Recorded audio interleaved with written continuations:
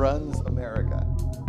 I guess that's the $10,000 question, isn't it? Maybe it's the $10 billion question.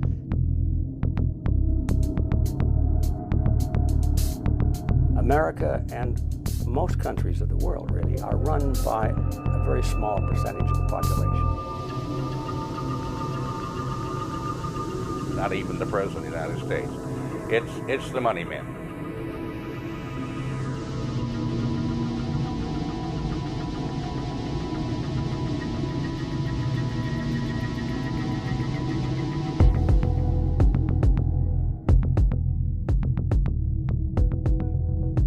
Obviously, the people in government aren't always the ones getting rich, so then you have to ask who are the ones behind it that are really getting rich, that are enjoying the benefits of this ripoff.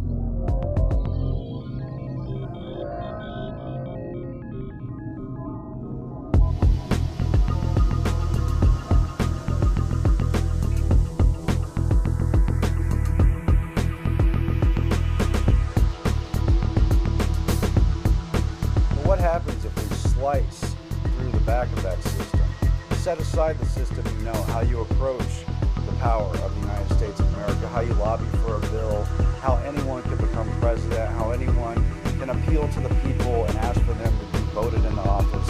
What happens if you go behind the scenes and just open the panel door and see how the system of power is really wired?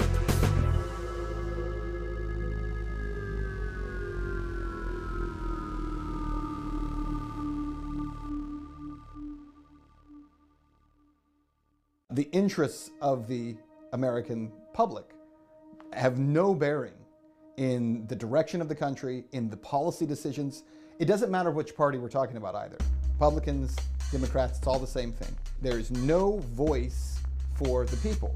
I think we're being controlled by a relatively small group of extremely powerful individuals that are pretty much pulling the strings behind both major parties, as well as the economic and financial institutions. We're supposed to have the people being represented by the Congress, and this is a check and balance system. But instead, you have all branches of government owned by major corporations. The folks who run America are the people who operate behind the scenes to make sure that the person who is in the seat of president and Congress and the people who we elect are the people that will do their bidding. I think what you see is what it is. And who runs America are the banks and the multinationals. It's as simple as that as I see it. And they're the ones that have made all the decisions that have put us in the place that we're in now. In 1937, Ferdinand Lundberg, who'd been a writer with the Wall Street Journal and other financial publications, wrote a book called America's 60 Families. And in that book, he documented that the country was being run by an oligarchy of the wealthiest families, including the Mellons and the DuPonts and the Morgans and the Rockefellers and the Warburgs. And he showed that they were running the country as an invisible government behind the democracy that we see upon the surface. In fact, a study by Princeton University has come out saying that the United States is more of an oligarchy than it is a republic or democracy.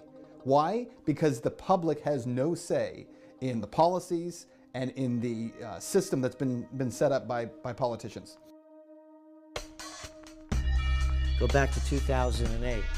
Financial crisis is going on. Henry Paulson, U.S. Treasury Secretary. Where did he come from? Goldman Sachs, right, CEO. Gets in front of the American people and tells us that he's going to save us little people from the problems we have in the real estate market. But in order to do that, we have to bail out the too big to fails. Too big to fail. 4 words. Shows you who's running the country.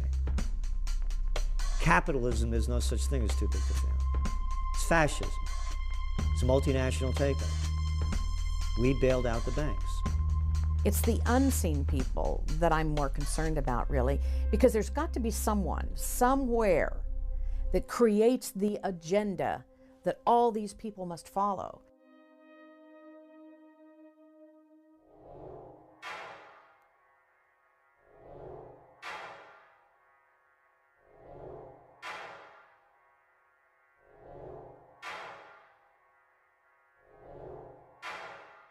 In the late 19th century, wealthy monopolists, most prominently John D. Rockefeller and J.P. Morgan, were growing in economic and political power. Americans were increasingly alarmed at Wall Street's domination of both the Democrat and Republican parties. This led, in the 1890s, to the formation of the grassroots Populist Party. The Rockefeller-Morgan axis decided to distract Americans with a new enemy: Spain. The choice was not coincidental. Spain ruled Cuba, which by the 19th century had become the world's richest colony and largest sugar producer. National City Bank coveted Cuba's white gold as a complement to Standard Oil's black gold. The Yellow Press, led by William Randolph Hearst, New York Journal, began inundating Americans with fabricated tales of Spanish oppression.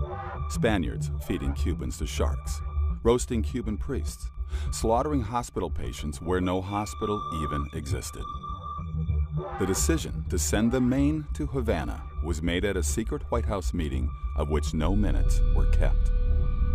The Spanish government was not expecting the Maine when it sailed into Havana Harbor. Captain Charles Sigsbee, captain of the Maine, said, "It became known to me afterward that the Maine had not been expected, even by the United States Consul General." By what oversight was no one in Havana notified of the battleship's arrival? However, no shooting erupted. The Spanish permitted the Maine to dock. For 3 weeks, the Maine sat in Havana Harbor. In the meantime, the Yellow Press drove anti-Spanish feelings to fever pitch. William Randolph Hearst paid bribes to have the correspondence of the Spanish ambassador spied upon. One letter, critical of McKinley, was stolen and reprinted in a Hearst journal under the headline, "The Worst Insult to the United States in Its History." 2 days later, a horrific explosion tore apart the Maine. 266 men were killed. A U.S. Naval Court of Inquiry attributed the explosion to an external device, but was unable to assign any blame. The Yellow Press had no reservations. The bombing, they claimed, was the work of the Spanish government. Americans were goaded into war with the battle cry, "Remember the Maine." Here, Spain is depicted as a semi-human brute, its bloodied hand on the grave of the Maine, and its foot trampling an American flag. The war was immortalized in American public memory by one-sided naval victories. Teddy Roosevelt and his Rough Riders. And the charge up San Juan Hill. But did Spain really sink the Maine? All Spanish documents reveal that Spain wished to avoid war with America at all costs. Her mostly wooden navy could not hope to compete with the modern U.S. Navy, which consisted increasingly of steel ships. Admiral Cervera, who commanded Spain's Atlantic Squadron, warned his government of our lack of everything that is necessary for a naval war, such as supplies, ammunition, coal, provisions, etc. We have nothing at all. A provocative act against America, such as sinking the Maine, was clearly the last thing desired by the Spanish. But who did want to sink the Maine? Detectives often solved crimes by examining who profited from them. To help finance the war, the Rockefellers' National City Bank loaned the U.S. government $200 million. No income tax then existed. To help repay the loan, a telephone use tax was levied on the American people. It remained in effect for over a century. The loan was negotiated by Assistant Treasury Secretary Frank Vanderlip. After the war, National City Bank made Vanderlip its president. In that capacity, as we will see, he participated in the infamous Jekyll Island meeting, where the Federal Reserve Bank was secretly created. Mark Twain wrote, "When the smoke was over, the dead buried, and the cost of the war came back to the people, it suddenly dawned on us that the cause of the Spanish-American War was the price of sugar." The Rockefeller-Stillman National City Bank benefited most directly from it, for Cuba, soon afterward, became dotted with National City branches, and the Cuban sugar industry gravitated into national cities' hands. The Spanish-American War was the first war that persuaded Americans that the purpose of our military was not just self-defense, that we had to go overseas and fight wars on other people's behalf, and that became a pattern that continued ever since. So without William Randolph Hearst, who championed this and who maybe was one of the people that stood to gain from the new possession, gain from the Spanish-American War, without him and without Hearst newspapers, there would have been no problem with the Maine. The phrase false flag, I think, is becoming more and more familiar to more Americans than it used to be. First time I ever heard that phrase was probably about 20 years ago, and I thought, what does this mean? I think many Americans are still in that category. What does that mean? Well, first off, so people understand what we're talking about with false flags, that goes back to the days of the old sailing ships, and everybody had their country's flag. And the idea was, it took a long time for two sailing ships to approach each other, and so they wanted to get up close so they could attack, and so they would put another country's flag up. Say they were pirates, they'd put a British flag up and then get right next to you. Then they'd run up the pirate flag and board your ship. So that's where it became known as a false flag. The event seems to be something other than what it truly is. False flags, when you cover them, first of all, it's a tough term to even use, right? Because as soon as you say false flag, we've started conditioning people to see that as conspiratorial. And when anything's conspiratorial, that means it's not true, right? Because if you listen to most media, a conspiracy theorist or conspiracies are all urban legends, right? They're all myths. When in fact, there are many, many conspiracies all throughout American history and world history. It's not even controversial to say that the United States has used false flag because it's now documented. It's a part of history. General Smedley Butler wrote a book after World War I that I've read, and I know many of your viewers have as well. War is a racket. And indeed, in many ways it is. And I think that we have noticed over the years that some of the events that led up to war were not accidental. I found myself going back and looking at World War I, World War II, the Vietnam War, everything. Could we have been lied to about everything? And that was my fearful kind of approach to this is that even possible? I would say they always follow a specific formula of create as much fear and trauma as possible. And then in that traumatization of the public, they're eliciting a specific psychological response. And that response is a cry for protection.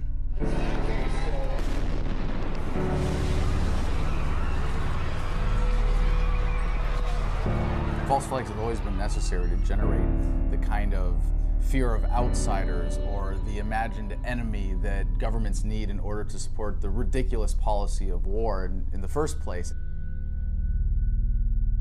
Stage one is brute force. Stage two is staging something or creating an external enemy so that you then become the rescuer and people do what you say out of sheer fear. And then stage three is really getting to the point where you don't even require enemies any longer, where you can simply convince people through psychological manipulation to do the thing that you want them to do.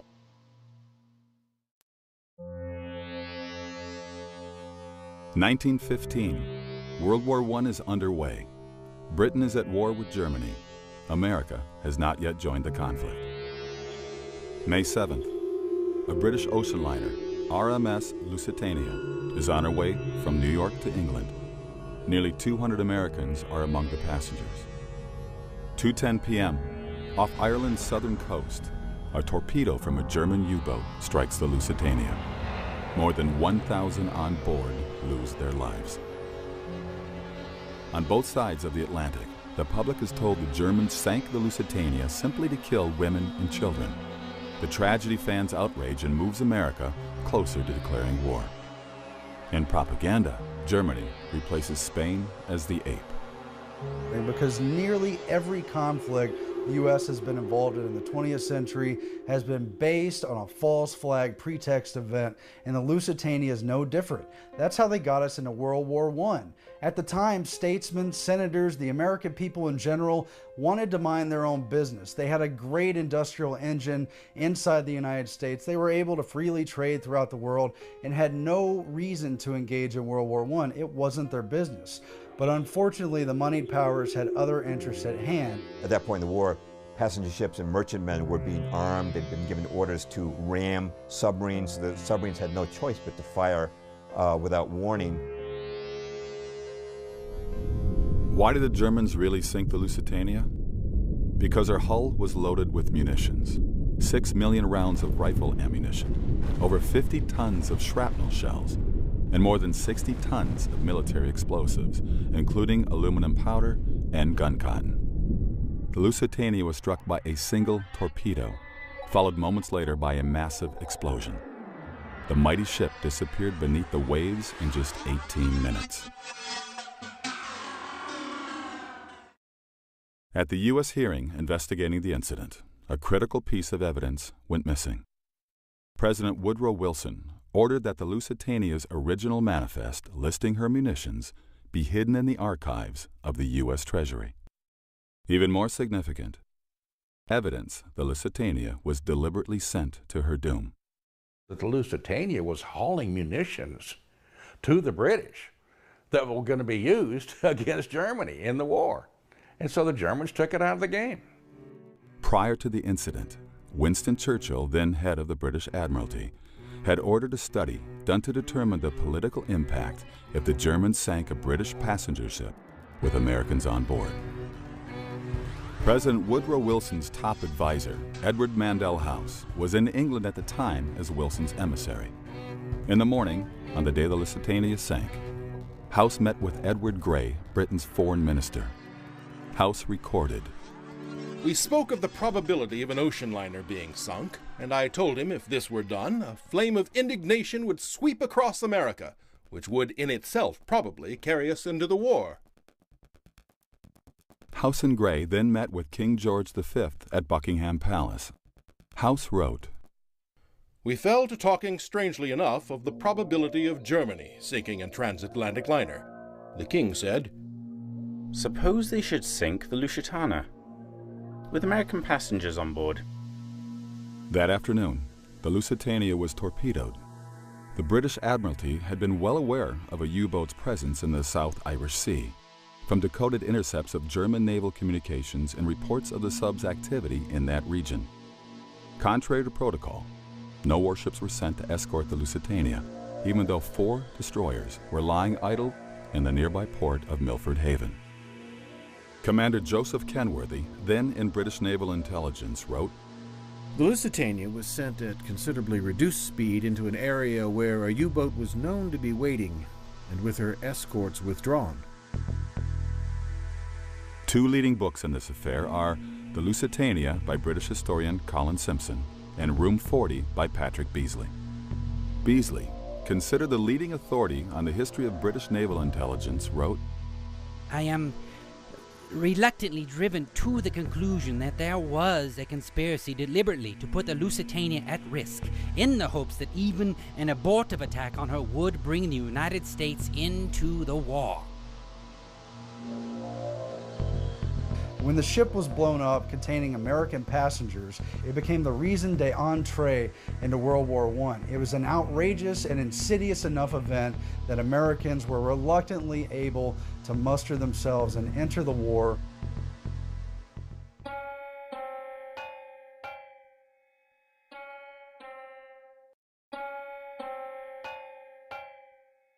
I think the most stunning example where there is so much historical evidence that no one even challenges anymore is the attack on Pearl Harbor.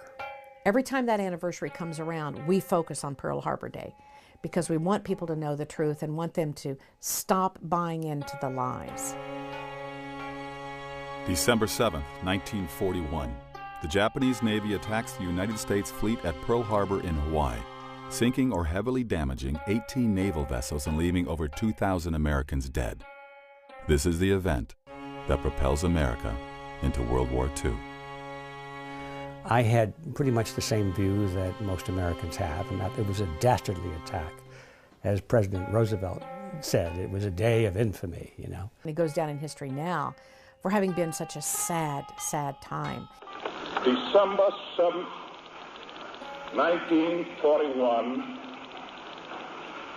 a date which will live in infamy. The United States of America was suddenly and deliberately attacked by naval and air forces of the Empire of Japan. Congress declares war, but the public wants to know why America was caught off guard. President Roosevelt appoints a commission to answer this question. The Roberts Commission was headed by Owen Roberts, a Supreme Court justice friendly with Roosevelt. The Roberts Commission declared that Washington officials had discharged their duties in an exemplary fashion. The fault for Pearl Harbor, it concluded, lay with their commanders in Hawaii, Pacific Fleet Commander Admiral Husband Kimmel and General Walter C. Short, the Army commanders in Hawaii. It's alleged these men failed to take adequate defensive and surveillance measures. The words dereliction of duty blazed on headlines across the country. Kimmel and Short were flooded with hate mail and received multiple death threats. It was claimed their negligence caused the deaths of thousands of Americans. Some members of Congress said the pair should be shot. Kimmel and Short, however, protested the Roberts Commission findings. Roberts had run an unusual hearing. Initially, evidence was heard without being recorded. Statements not made under oath. Kimmel and Short were denied the right to question witnesses or have fellow officers serve as legal counsel. The Commission's report omitted significant testimony. But we know behind the scenes that FDR knew quite a bit more. He was warned. And even behind that, FDR's shadow cabinet of advisors in the Council on Foreign Relations were provocating things behind the scenes. The American people were never meant to know the truth. In 1944, a congressional resolution mandated the trials. That August, the Navy Court of Inquiry and the Army Pearl Harbor Board convened. At these proceedings, the attorneys for Kimmel and Short presented proof that Washington had complete foreknowledge of the Pearl Harbor attack, but had withheld this information from the commanders in Hawaii. We needed one thing, which our own resources could not make available to us. That vital need was the information available in Washington from the intercepted dispatches, which told when and where Japan would probably strike. It is my conviction that action by the Navy Department at any one of these significant dates in furnishing me the information from the intercepted messages would have altered the events of December 7, 1941.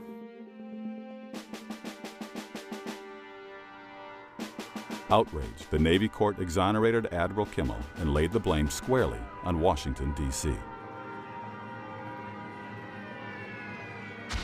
The Army Pearl Harbor Board concluded Washington had full foreknowledge of the attack.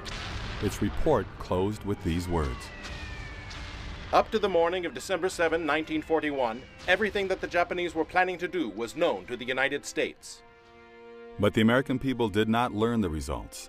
The Roosevelt administration ordered the trial verdicts to be made confidential. He discovered later that his own superiors had gone to great lengths to make sure that he, Admiral Kimmel, did not have the information that was available in Washington. Why was the fleet in Pearl Harbor when Franklin D. Roosevelt ordered the U.S. Pacific Fleet to move from the West Coast to Pearl Harbor? The fleet commander, J.O. Richardson, went to Washington and he protested this decision. He said, Mr. President, our ships will be boxed in like sardines in Pearl Harbor. Hawaii is approachable from 360 degrees by potential attackers. We'll have to resupply across 2,000 miles of the Pacific. The only reason President Roosevelt could give Richardson for putting the fleet in Pearl Harbor was he said it would deter Japanese aggression. Well, as of December the 7th, 1941, everyone knew that putting the fleet in Pearl Harbor did not deter Japanese aggression. A breakthrough came in 1982 with the publication of Infamy by John Toland, the Pulitzer Prize winner known as the Dean of World War II historians. By the time of Toland's book, witnesses and information had emerged that had been previously unavailable.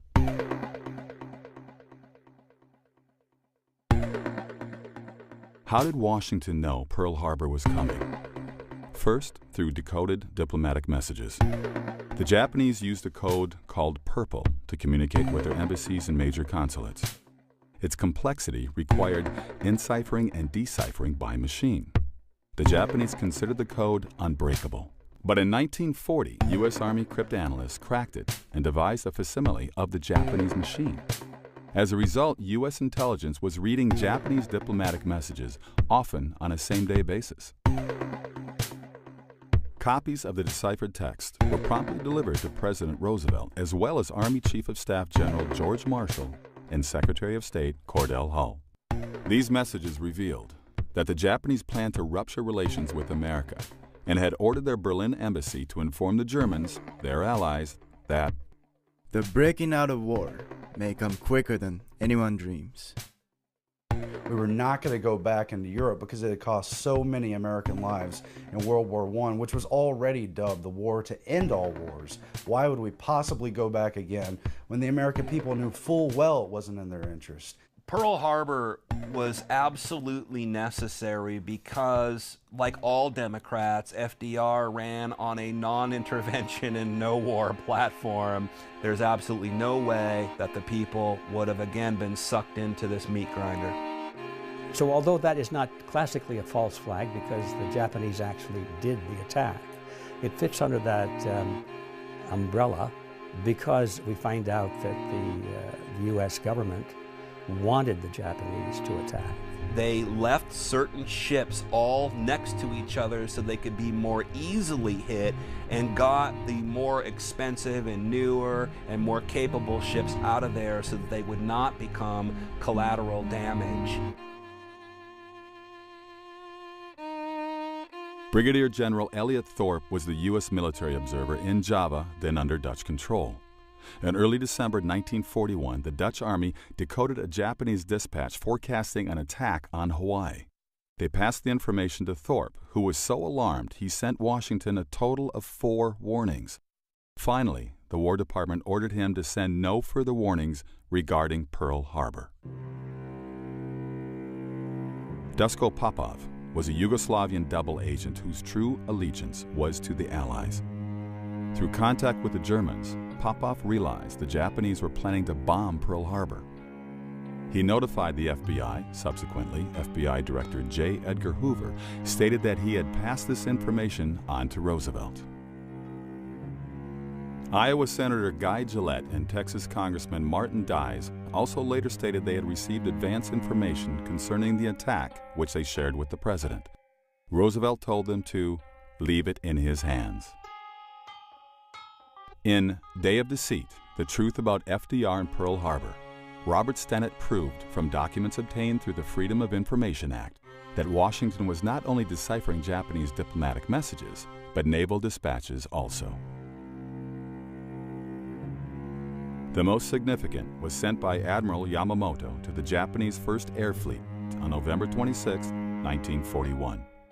The task force, keeping its movement strictly secret and maintaining close guard against submarines and aircraft, shall advance into Hawaiian waters, and upon the very opening of hostilities, shall attack the main force of the United States fleet and deal it a mortal blow.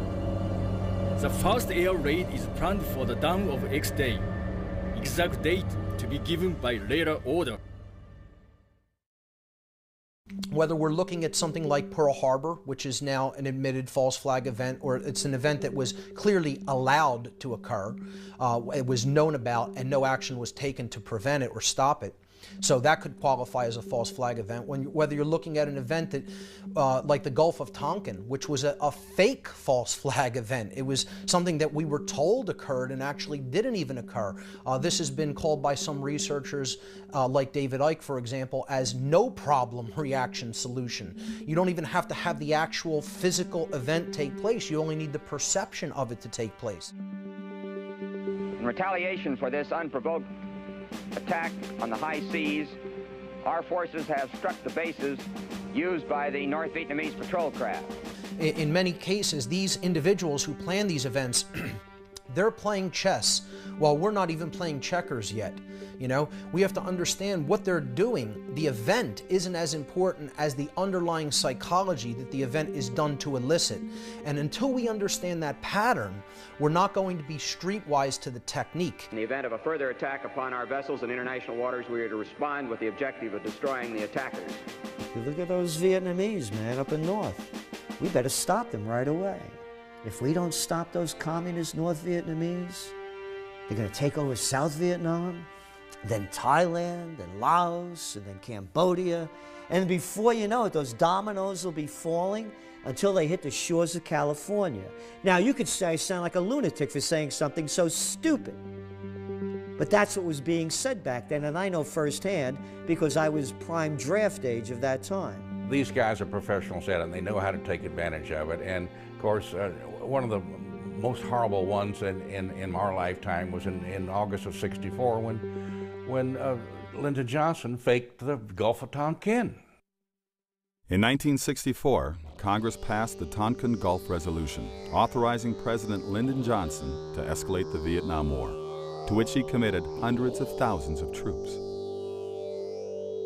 The justification given for the resolution was two alleged attacks on U.S. destroyers by Vietnamese torpedo boats in the Tonkin Gulf, August 2nd and August 4th, 1964.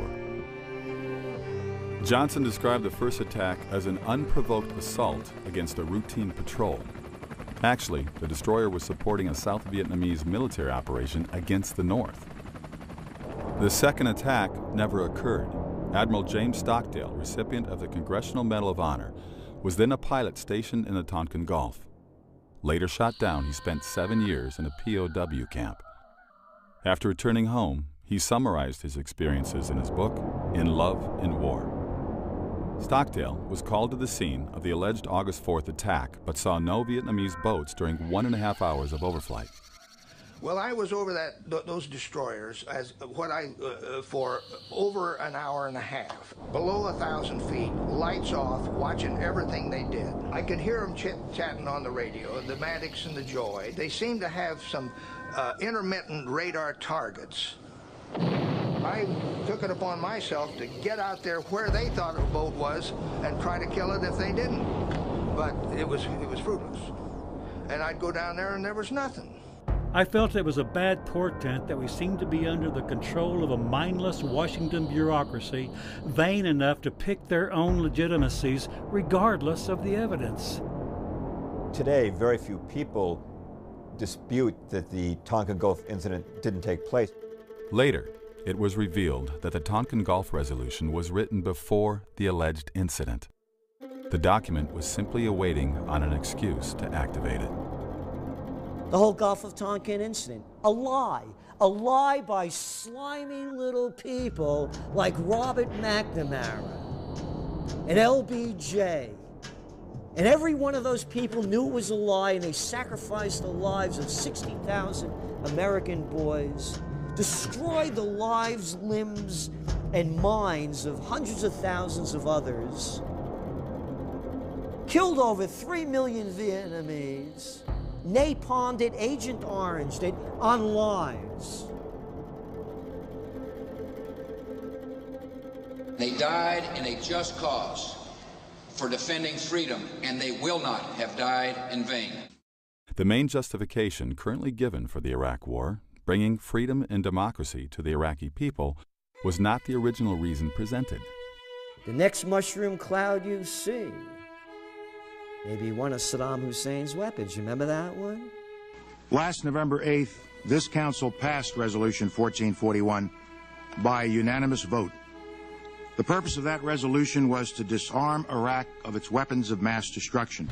It was claimed Saddam Hussein possessed weapons of mass destruction, or WMDs, threatening world security. This council placed the burden on Iraq to comply and disarm, and not on the inspectors to find that which Iraq has gone out of its way to conceal for so long. There is only one truth, and therefore I tell you, as I have said on many occasions before, that Iraq has no weapons of mass destruction whatsoever. After the invasion, Chief U.S. Weapons Inspector David Kay acknowledged months of searching had turned up no weapons of mass destruction in Iraq. In his opinion, they hadn't existed there since the 1991 Gulf War. Why aren't there any war crime tribunals for these people? Who knew what when? Either you are with us or you are with the terrorists. An interview with Scott Ritter, who was the UN's chief weapons inspector in Iraq, who affirmed that there were no weapons of mass destruction in Iraq after the original Gulf War of 1991. Weapons of mass destruction, I thought, you know, who could believe this? I mean, who's believing this yellow cake from Niger story and the whole thing? And still no accountability for the fact that we went into another country looking for weapons that weren't there, and we killed 500,000 people. One thing that the Bush administration did a very good job of, with the help of media, was to shift the focus away from any reality of weapons, terrorism. So what they did was the administration immediately shifted to, we're bringing democracy. Now look, part of the reason we went into Iraq was the main reason we went into Iraq at the time was we thought he had weapons of mass destruction. It turns out he didn't, but he had the capacity to make weapons of mass destruction. But I also talked about the human suffering in Iraq, and I also talked the need to advance a freedom agenda. And still to this day, there are people, especially neocons, who believe that argument. That all these wars that we've had in the Middle East, which have again turned the Middle East into chaos, that have handed it over to Al-Qaeda so that we can go back, I guess, and fight them again later there, it was done so that freedom could come to an oppressed people. Colin Powell, who made such definite assertions before the UN, has admitted his claims were based on faulty intelligence. Oh, the little lying Colin Powell putting a phony information in front of the UN. These are Saddam Hussein's mobile weapons of mass destruction labs. It's one lie after another. Looking at these wars, Spanish-American, World War II, Vietnam, and Iraq, one could soundly argue that in each war, American involvement was based on a deception, false pretext, or to put it charitably, mistaken pretext. One lie after another. Keep pouring them out. These are sick people and nobody wants to call a spade a spade. Could this really be one giant coincidence? Patterns of this scale generally do not happen by accident. To find the answer, deeper questions remain. When our country was founded, it was founded by an elite group. The founding fathers were the educated ones, the ones who had land, the ones who'd studied in Europe, the ones who'd read history and philosophy. And thank God it was that way. It's still true in America today, but the elite has changed. It's a great debate of whether or not we're founded on our lineage and our heritage of the Constitution and Bill of Rights or from hidden interests. Who runs the country? Well, the political parties run the country, but we all know the political parties actually don't do anything on their own. I think the reality is that we're probably ruled, for the most part, by an oligarchy. People still elect members of Congress, but beyond that, once someone is in Congress, the special interest groups take over, the lobbying firms take over, very wealthy families take over, and the people have absolutely no voice. A super elite, very powerful, very wealthy individuals who have, I will use the word, conspired together to take advantage of the opportunities afforded them in their positions of power and influence to pretty much determine the direction and the course of our country, irrespective of the wishes of the American people. I think in any culture, in any country, you can look to who has the money. The people with the money typically tend to wield the power. And the best way to do that is to do it from behind the scenes, because then if people become angry with the way power is being wielded, they don't come after you, they come after the puppet standing in front of you. We all know about a lot of wealthy people, Warren Buffett and Donald Trump, and but these are the guys that you hear about. The people, they got lots of money, yeah, but the people with the real power, you don't even hear their names. we start seeing all of these names of large corporations that come together over and over again, and then they get intertwined into events that take place, and then we start to see there's a pattern and there is a real agenda. In America's 60 Families, Ferdinand Lundberg wrote, "The United States is owned and dominated by a hierarchy of its 60 richest families, functioning discreetly in a de jure democratic form of government, behind which a de facto government, absolutist and plutocratic, has gradually taken form. This de facto government is actually the government of the United States, informal, invisible, shadowy." Among the 60 families Lundberg named were the Rockefellers, Morgans, Mellons, Vanderbilts, DuPonts, Astors, and Warburgs. Through inherited fortunes, they remained entrenched in power from one generation to the next. These families frequently acted in concert to pre-select presidential candidates of both Republican and Democratic parties, and, as Lundberg documented, acquired sweeping ownership of America's major newspapers. For the last several decades, let's admit, the powers that be have pretty much been the ones that have really made the decisions irrespective of the will of the American people. This power structure has been called the establishment. Syndicated columnist Edith Kermit Roosevelt, granddaughter of President Theodore Roosevelt, described it. Establishment is a general term for the power elite in international finance, business, and government, who wield most of the power regardless of who is in the White House. Most people are unaware of the existence of this legitimate mafia, yet the power of the establishment makes itself felt from the professor who seeks a foundation grant to the candidate for a cabinet post or State Department job. It affects the nation's policies in almost every area. In America, in principle, power is supposed to belong to the people. Voting sustains the public perception that it retains power. However, the establishment has ways of getting around our electoral system. First, through their influence within the major parties as well as the media, they can usually predetermine the Democratic and Republican nominees for president. For years, I would tell people, if you don't go vote, you haven't got any right to gripe about what goes on because you're just not even part of the process. But I've quit saying that because now, even if you do go vote, in many instances, it doesn't really matter. Oh, and I love the baloney that they keep shoving out every election. You know, if you don't vote, then you get what you deserve. No, if you vote, you get what you deserve. A lesser of two evils? What sick person would vote for a lesser of two evils? In 1976, Jimmy Carter was elected president. 7 months before the Democratic convention, the Gallup poll reported less than 4% of registered Democrats favored Carter for president. Outside Georgia, where he was governor, few people knew who he was. What happened? There's a new mood in America. We've been shaken by a tragic war abroad and by scandals and broken promises at home. Carter received a media blitz, including adulatory pieces in the New York Times and a Wall Street Journal editorial declaring him the best Democratic candidate. The TV networks inundated the public with his image. Before the nominating convention, his picture appeared on Time's cover 3 times and Newsweek's cover twice. Time's cover artists were instructed to make him look as much like John F. Kennedy as possible. How did Carter acquire this media following? It began with dinner at the Tarrytown, New York estate of David Rockefeller. Present was Zbigniew Brzezinski, who helped Rockefeller found the Internationalist Trilateral Commission, and whom Carter would later appoint National Security Advisor. Senator Barry Goldwater said of this meeting, David Rockefeller and Zbigniew Brzezinski found Jimmy Carter to be their ideal candidate. They helped him win the nomination and the presidency.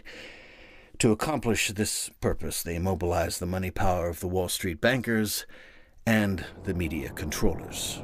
Carter thus received the nomination. A similar process has anointed campaigns of other major party presidential nominees of the last few decades.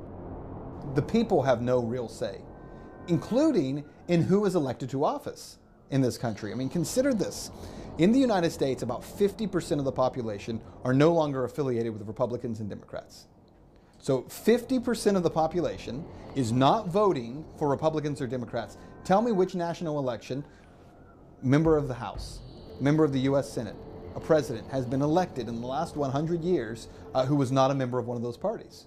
Now, how is it possible that half the country isn't voting for Republicans or Democrats because they're not affiliated with those parties, and yet those are the only two options that we still have? I mean, I think that demonstrates to people how corrupt the system is, because you are literally kept from having any other option and any other choice. Because of the manipulation of the mainstream media, public education, most of the entertainment world as well as the political world, so many of the American people are sedated, and they do not engage in the areas in which they could make a difference. The good news is, I think we're hitting a tipping point where the people, you're now hitting critical mass, obviously, when you have 50% of the country that's no longer a part of it, where, it just takes a very small minority now to really push things in a different direction. We had George Bush trying to get reelected, and John Kerry was his adversary, alleged. As it turned out, there was massive electronic vote fraud in one of the swing states, Ohio. It turned out that John Kerry actually won. It was given to Bush.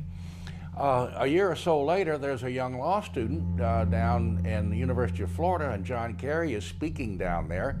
And the law student had the cojones to go over and get in front of the microphone when they asked him, when they opened it to questions. And he asked John Kerry, how come he didn't make more of a squawk about this? And he says you won the 2004 election. Right. Isn't that amazing? Isn't that amazing? You won in 2004. It was obvious he had won. It would have made the difference between not only him being president, but what the different party would be in. And it was a very powerful question. You know what the response was? John Kerry gave a little nod or something, because the next thing we know, there's a goon squad of about 6 that come and drag the young law student right out of the auditorium.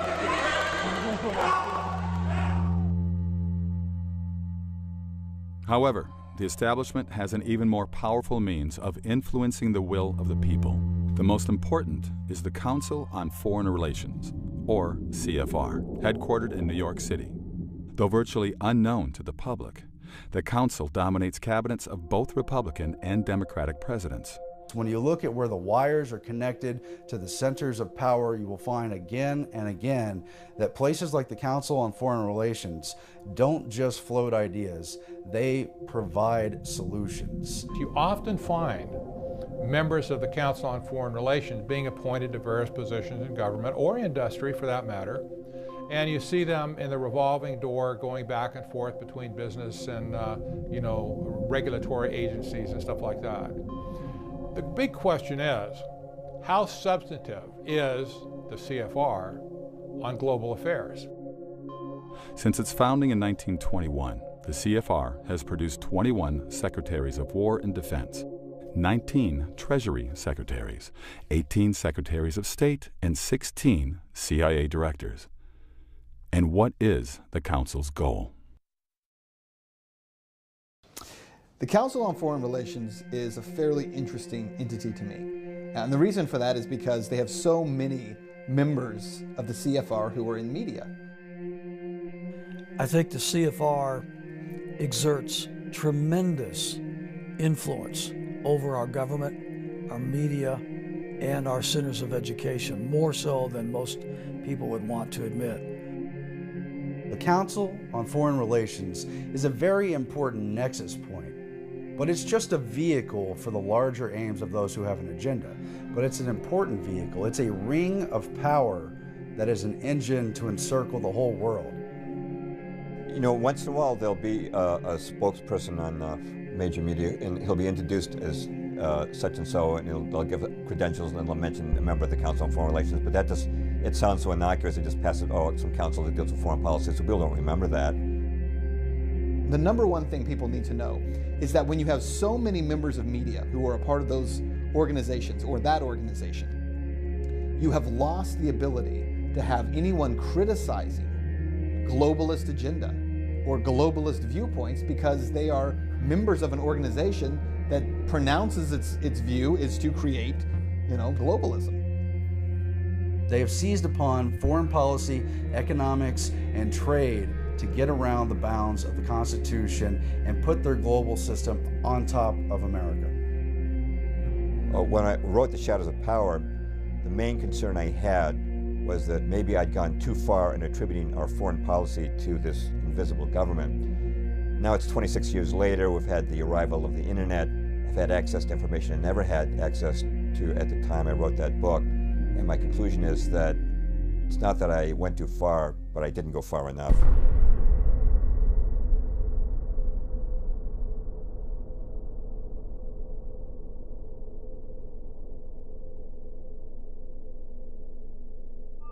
When the Council on Foreign Relations was formed, and the decision was made at a dinner at the Majestic Hotel in Paris in 1919, after the bankers got the word that the Senate had rejected the Versailles Treaty, so we weren't going to become embroiled in the League of Nations. So there was an organization created. It was in Britain, it was the Royal Institute of International Affairs. In America, it was the Council on Foreign Relations, like sister organizations. These roundtable groups were put into formation to steer nations and steer their policies, rather than control them overtly through direct leadership. They worked through secret maneuvers. The Cecil Rhodes Secret Foundation Trust had been involved not in nation building, but in nation manufacturing in the southern part of Africa. And now they wanted the entire world. Now, how do they control American government policy? The number one way is by serving as a recruiting ground, the recruiting ground for cabinet level positions.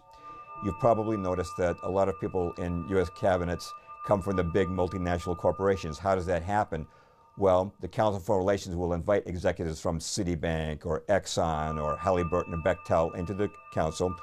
They'll attend maybe a study group, attend some dinners, hear some speeches by people like Henry Kissinger, Zbigniew Brzezinski. Now they become experts on policy, and now you see them showing up in the State Department or another major department. When you have one organization controlling the cabinet with a uniform viewpoint, whether the president is Republican or Democrat, naturally you're going to get uniform policies. Here are some of the prominent members of the CFR, Council on Foreign Relations. George Herbert Walker Bush, Bill Clinton, Sandra Day O'Connor, Dick Cheney, Les Aspin, Colin Powell, Robert Gates, Brent Scowcroft, Jesse Jackson Sr., Mario Cuomo, Dan Rather, Tom Brokaw, David Brinkley, John Chancellor, Marvin Kalb, Diane Sawyer, Barbara Walters, Cyrus Vance, Paul Volcker, Henry Kissinger, George Shultz, Bruce Babbitt, Howard Baker, Samuel Berger, Elaine Chao, Dianne Feinstein, Ruth Bader Ginsburg, Chuck Hagel, Gary Hart, John McCain, George Mitchell, Bill Moyers, Jay Rockefeller, Donna Shalala, Strobe Talbot, Fred Thompson, Robert Zoellick, Richard Nixon, Hubert Humphrey, George McGovern, Gerald Ford, Jimmy Carter, John Anderson, Walter Mondale, Michael Dukakis, Al Gore, John Kerry, on and on. I mean, you notice first of all that you're talking Republicans and Democrats, conservatives and liberals. You're talking people in every area of government and news media. You're talking education establishment. You're talking basically the key establishment institutions of the country are all infiltrated with Council on Foreign Relations members. Why is this institution so powerful that no matter whether it's a Republican or a Democrat in the White House, they are going to fill their administration with members of the CFR? Admiral Chester Ward, former Judge Advocate General of the U.S. Navy, was a CFR member for 16 years. Before resigning in disgust, he stated the Council's objective. Submergence of U.S. sovereignty into an all-powerful one-world government. This lust to surrender the sovereignty and independence of the United States is pervasive throughout most of the membership. This is a man who was also invited to become part of the CFR and was a member for a few years until he recognized what the CFR was all about. After finding that out, he withdrew his membership from the CFR, and then he did his best to inform the American people as to what the CFR was all about. The Council's journal, Foreign Affairs, has pushed for world government for over 90 years.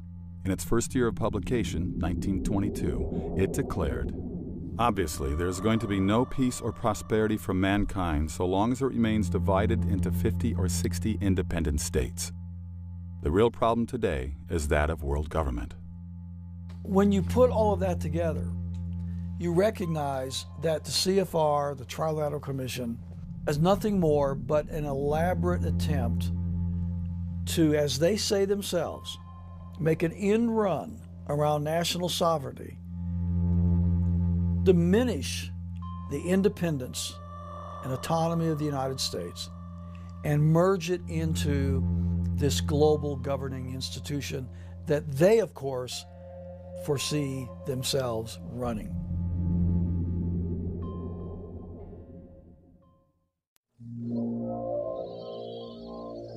I mean, my goodness, we're going toward everybody having a little bit and nobody having a whole lot, except for the elite. And we're going towards seeing all of our jobs taken away and put into another country. That's your world government for you. That's not benefiting the people in this country. So I absolutely, I abhor the idea of world government. And I'm afraid that what we're going to see is the demise of many of our countries in the attempt to formulate this one big structure.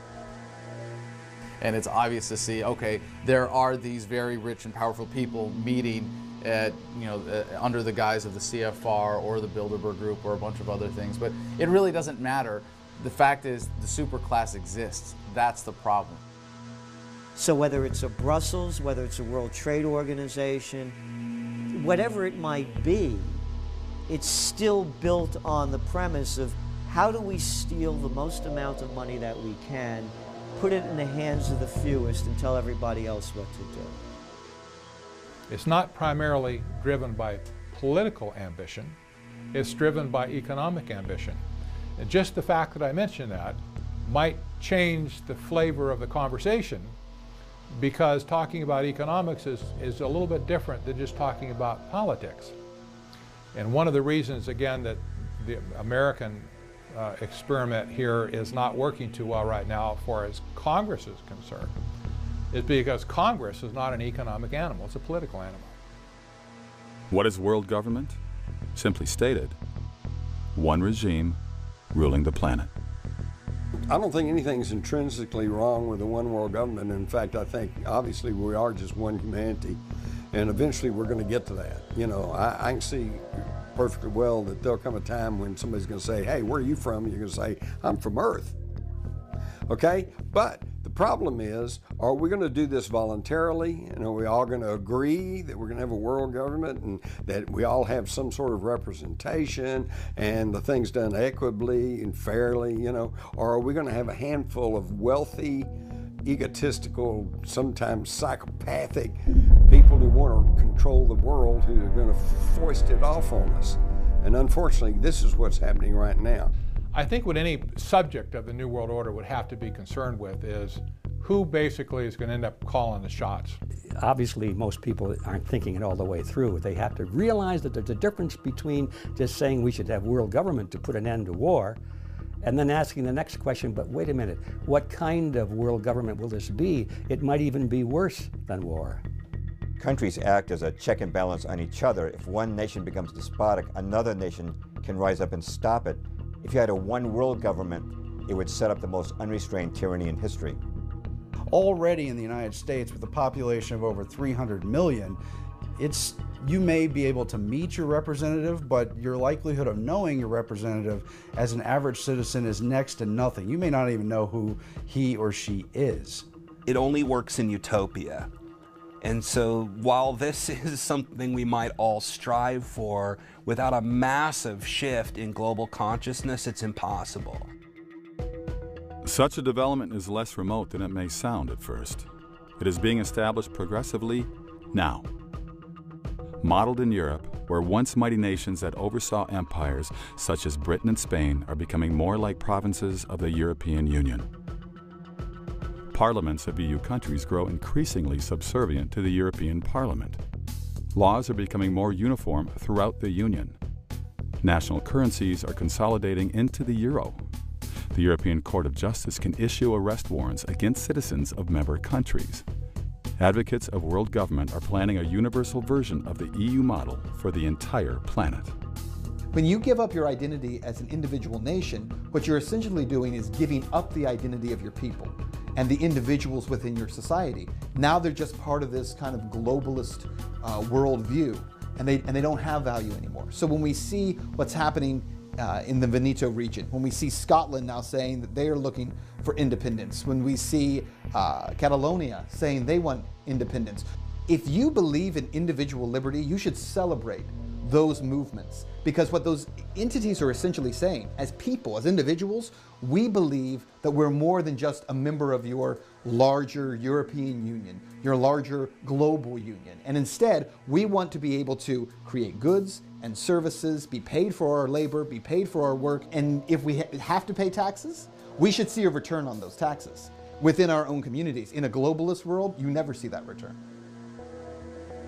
Globalists justify world government by promising peace and prosperity. Their traditional argument has been that nothing is worse than war. And wars occur because the world is divided into nations who keep fighting. They say if we replace nations with a world government, war would end. And mankind would live as one happy family in peace and prosperity. However, this pretext is flawed. Rudolf Rummel, Professor Emeritus of Political Science at the University of Hawaii, published a study demonstrating that in the 20th century, 6 times more people were killed by their own governments than by wars. In other words, wars are not the deadliest thing.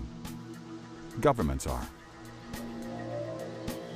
What we know from the 20th century, that in nation after nation after nation, governments that became extraordinarily powerful had a very disconcerting tendency to kill their population.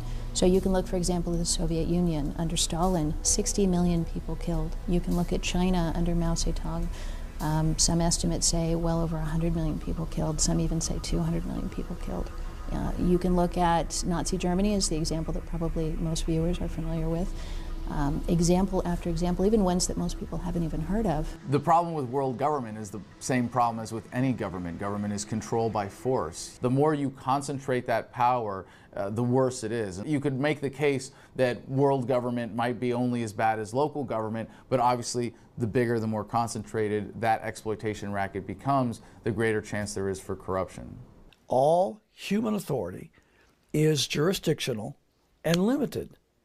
So whenever you violate that and you create a regional government and then a multi-regional government and then a global government, by very nature you have squelched and expunged the fundamental tenets and principles of liberty, natural rights, freedom, sovereignty under the states, individuals. It's all gone. If we had a world government, who would run it? Globalists like to point out that international alliances have defeated dictators like Saddam Hussein. But what if a man like Hussein took over a world government? Today, if a tyrant enslaves a nation, its people may hopefully escape to another country. But if a dictator ruled a world government, where could anyone escape? America's founding fathers recognized the dangers of concentrating power. They therefore split government power into 3 branches. In the Founding Fathers' original vision, the power of the entire federal government would be held in check by the states. Decentralization of power has spared Americans the oppression of totalitarian dictatorships that other nations have known. James Madison, known as the father of the U.S. Constitution, said, "The accumulation of all power, legislative, executive, and judiciary, in the same hands may justly be pronounced the very definition of tyranny." If we follow the money to see who is behind the Council on Foreign Relations, it becomes clear that the U.S. foreign policy establishment is intimately linked to Wall Street and the banking establishment. Americans know they have inflation. In 1962, a postage stamp cost 4 cents. Today, 49. A candy bar cost a nickel in 1962, now around $1. Since 1913, the dollar's purchasing power has declined over 95%. Inflation is not inevitable. This graph depicts American price levels since 1665. There was no net inflation for the first 250 years. Inflationary blips occurred as during the American Revolution, War of 1812, and Civil War, when the United States printed large quantities of money to pay for those conflicts. Increasing the supply of money diminishes its value, making prices rise. But notice after the wars, money always returned to its normal value. A dollar was worth the same in 1900 as 1770. During World War I, our currency inflated, but instead of resuming to its normal value afterwards, American dollars, stable for 250 years, began rapidly and permanently losing value. This change came from one factor: creation of the Federal Reserve Bank in 1913. The Federal Reserve is the most important part of the American government's racket of exploitation, and that's important to remember, that it's not about the wars, it's not about the police state, it's not about the business regulations. Those are all how. The why is power and money. Time to pay attention, because the Federal Reserve has taken over the engine of the country and completely made it subservient to interest other than the actual country. First off, it's not federal, and second off, it has no reserves. Okay, so the whole thing's a fraud to begin with. The Constitution gives the Congress the power to coin money, but we've lost that by giving our power to a private corporation. Janet Yellen is current chairman of the Federal Reserve Board. She was preceded by Ben Bernanke and Alan Greenspan. The Fed chairman has been called America's economic czar, largely because the chairman and board set U.S. interest rates, which impacts the stock market. If interest rates rise, CDs and other interest-bearing securities appear more profitable, causing money to flow away from the riskier stock market. However, when interest rates fall, investors tend to favor stocks. Janet Yellen, the Fed chair, the new Fed chair, is going around saying that she will continue these policies of this quantitative easing, as it's called, which is essentially just the printing of money. And they're going to continue it until they can get the unemployment rates down. And she gives examples. She's talking like a president now, giving examples of the young woman that she's met in this community who struggles because she works multiple jobs. She's a single mom, and it's very difficult for her. Yeah, well, I'm sure it is difficult for her. But what no one ever tells you in media is that the reason that we have so many people struggling in this country is due in large part to the Federal Reserve Bank. People who are closest to the money are the ones who get the greatest benefit. So whoever has had their hands on not just the Federal Reserve, but the whole infrastructure around it, the global banks that are peddling the Federal Reserve notes and the bonds and the Treasury bills and so on, the Goldman Sachs of the world, the JP Morgans and so on. These companies and these individuals have consistently gotten rich beyond anybody's wildest imagination. The rest of us consistently have gotten poorer beyond our wildest imagination as well, so that the value of the dollar today is somewhere around 1.5% of what it was in 1913. You know, the United States dollar, the Federal Reserve note dollar, has lost 98% of its value in the last 100 years. So if, number one, your first mandate is to protect the value of the currency, you failed. The second mandate on unemployment, as I mentioned, when the Fed chair is talking about this family that's in need and she wants to help them, how does the Federal Reserve help them? By holding interest rates low? That doesn't help families. That doesn't put food on my table.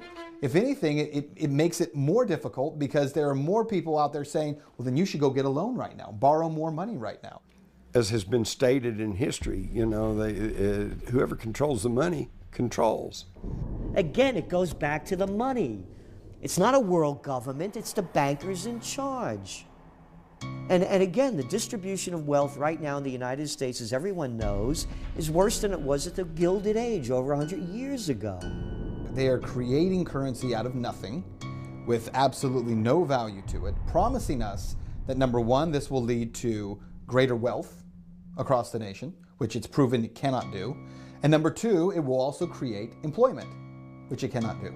The Federal Reserve has the power to issue and create currency, But this gives it an inside track to give money at very low, if any, interest rates to its member banks, to the members of the oligarchy who control that bank. Meanwhile, it loans money to the country at interest, making incredible profits and making certain that the United States can never be sovereign again so long as the Federal Reserve exists.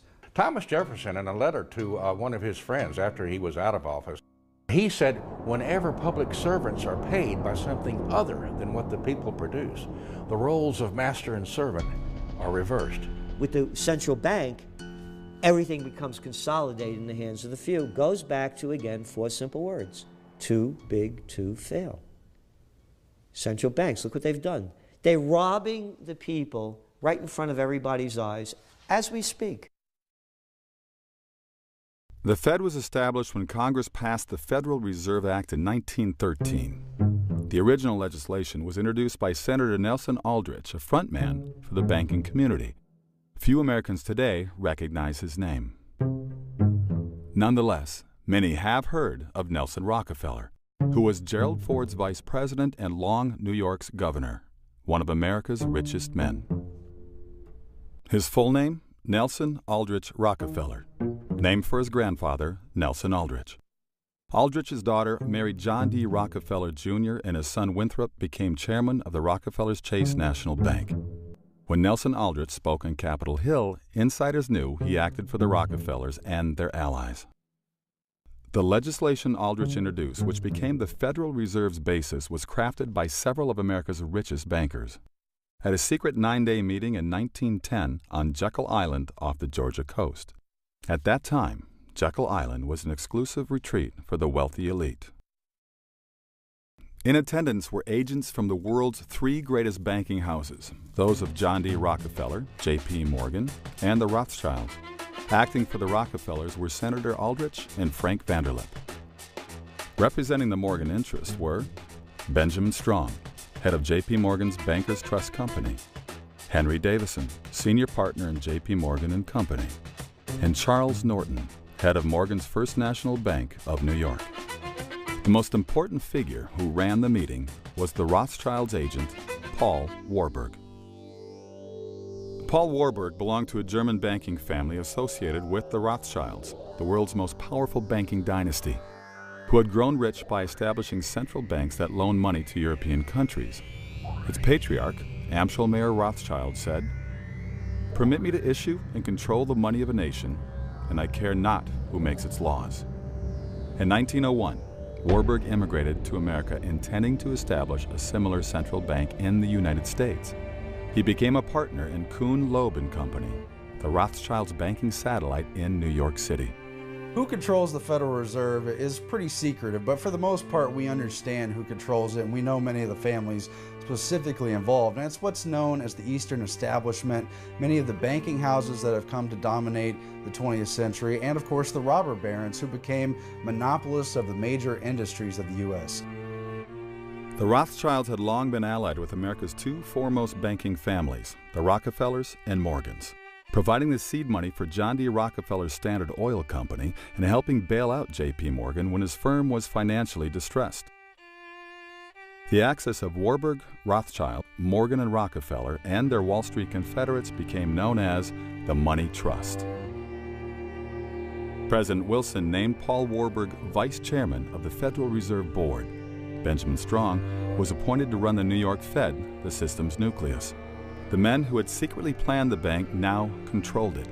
At the time, Congress and the public had no inkling of the Jekyll Island meeting. Paul Warburg's annual salary at Kuhn Loeb had been $500,000, equal to well over $10 million in today's dollars. He relinquished that for a Federal Reserve position that paid $12,000. Warburg knew it would be far more profitable to control America's interest rates and make the stock market rise or fall at will. Congressman Charles Lindbergh Sr., father of the famous aviator, helped lead the fight against the Federal Reserve Act. In 1913, he declared on the floor of the House, "This act establishes the most gigantic trust on earth.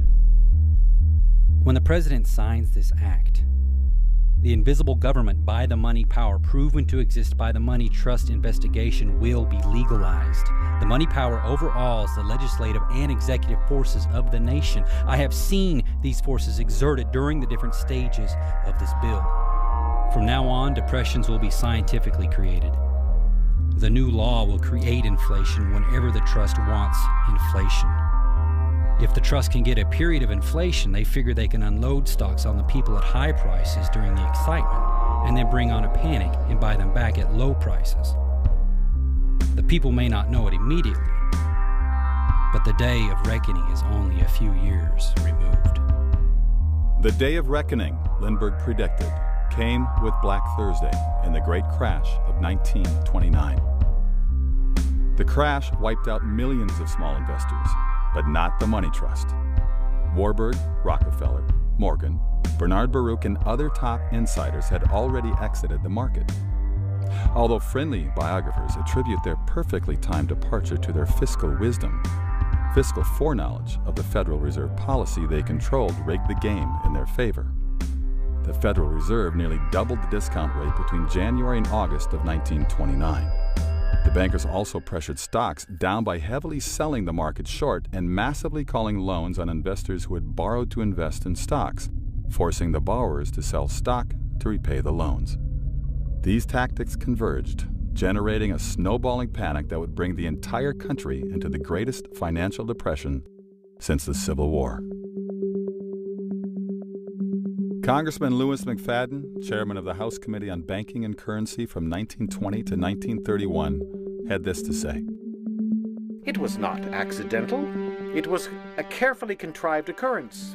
The international bankers sought to bring about a condition of despair here, so that they might emerge as rulers of us all. Afterwards, the money trust returned to the market, exactly as Congressman Lindbergh predicted. They bought up stocks that once sold for $10 per share at $1 per share, widening their ownership of corporate America.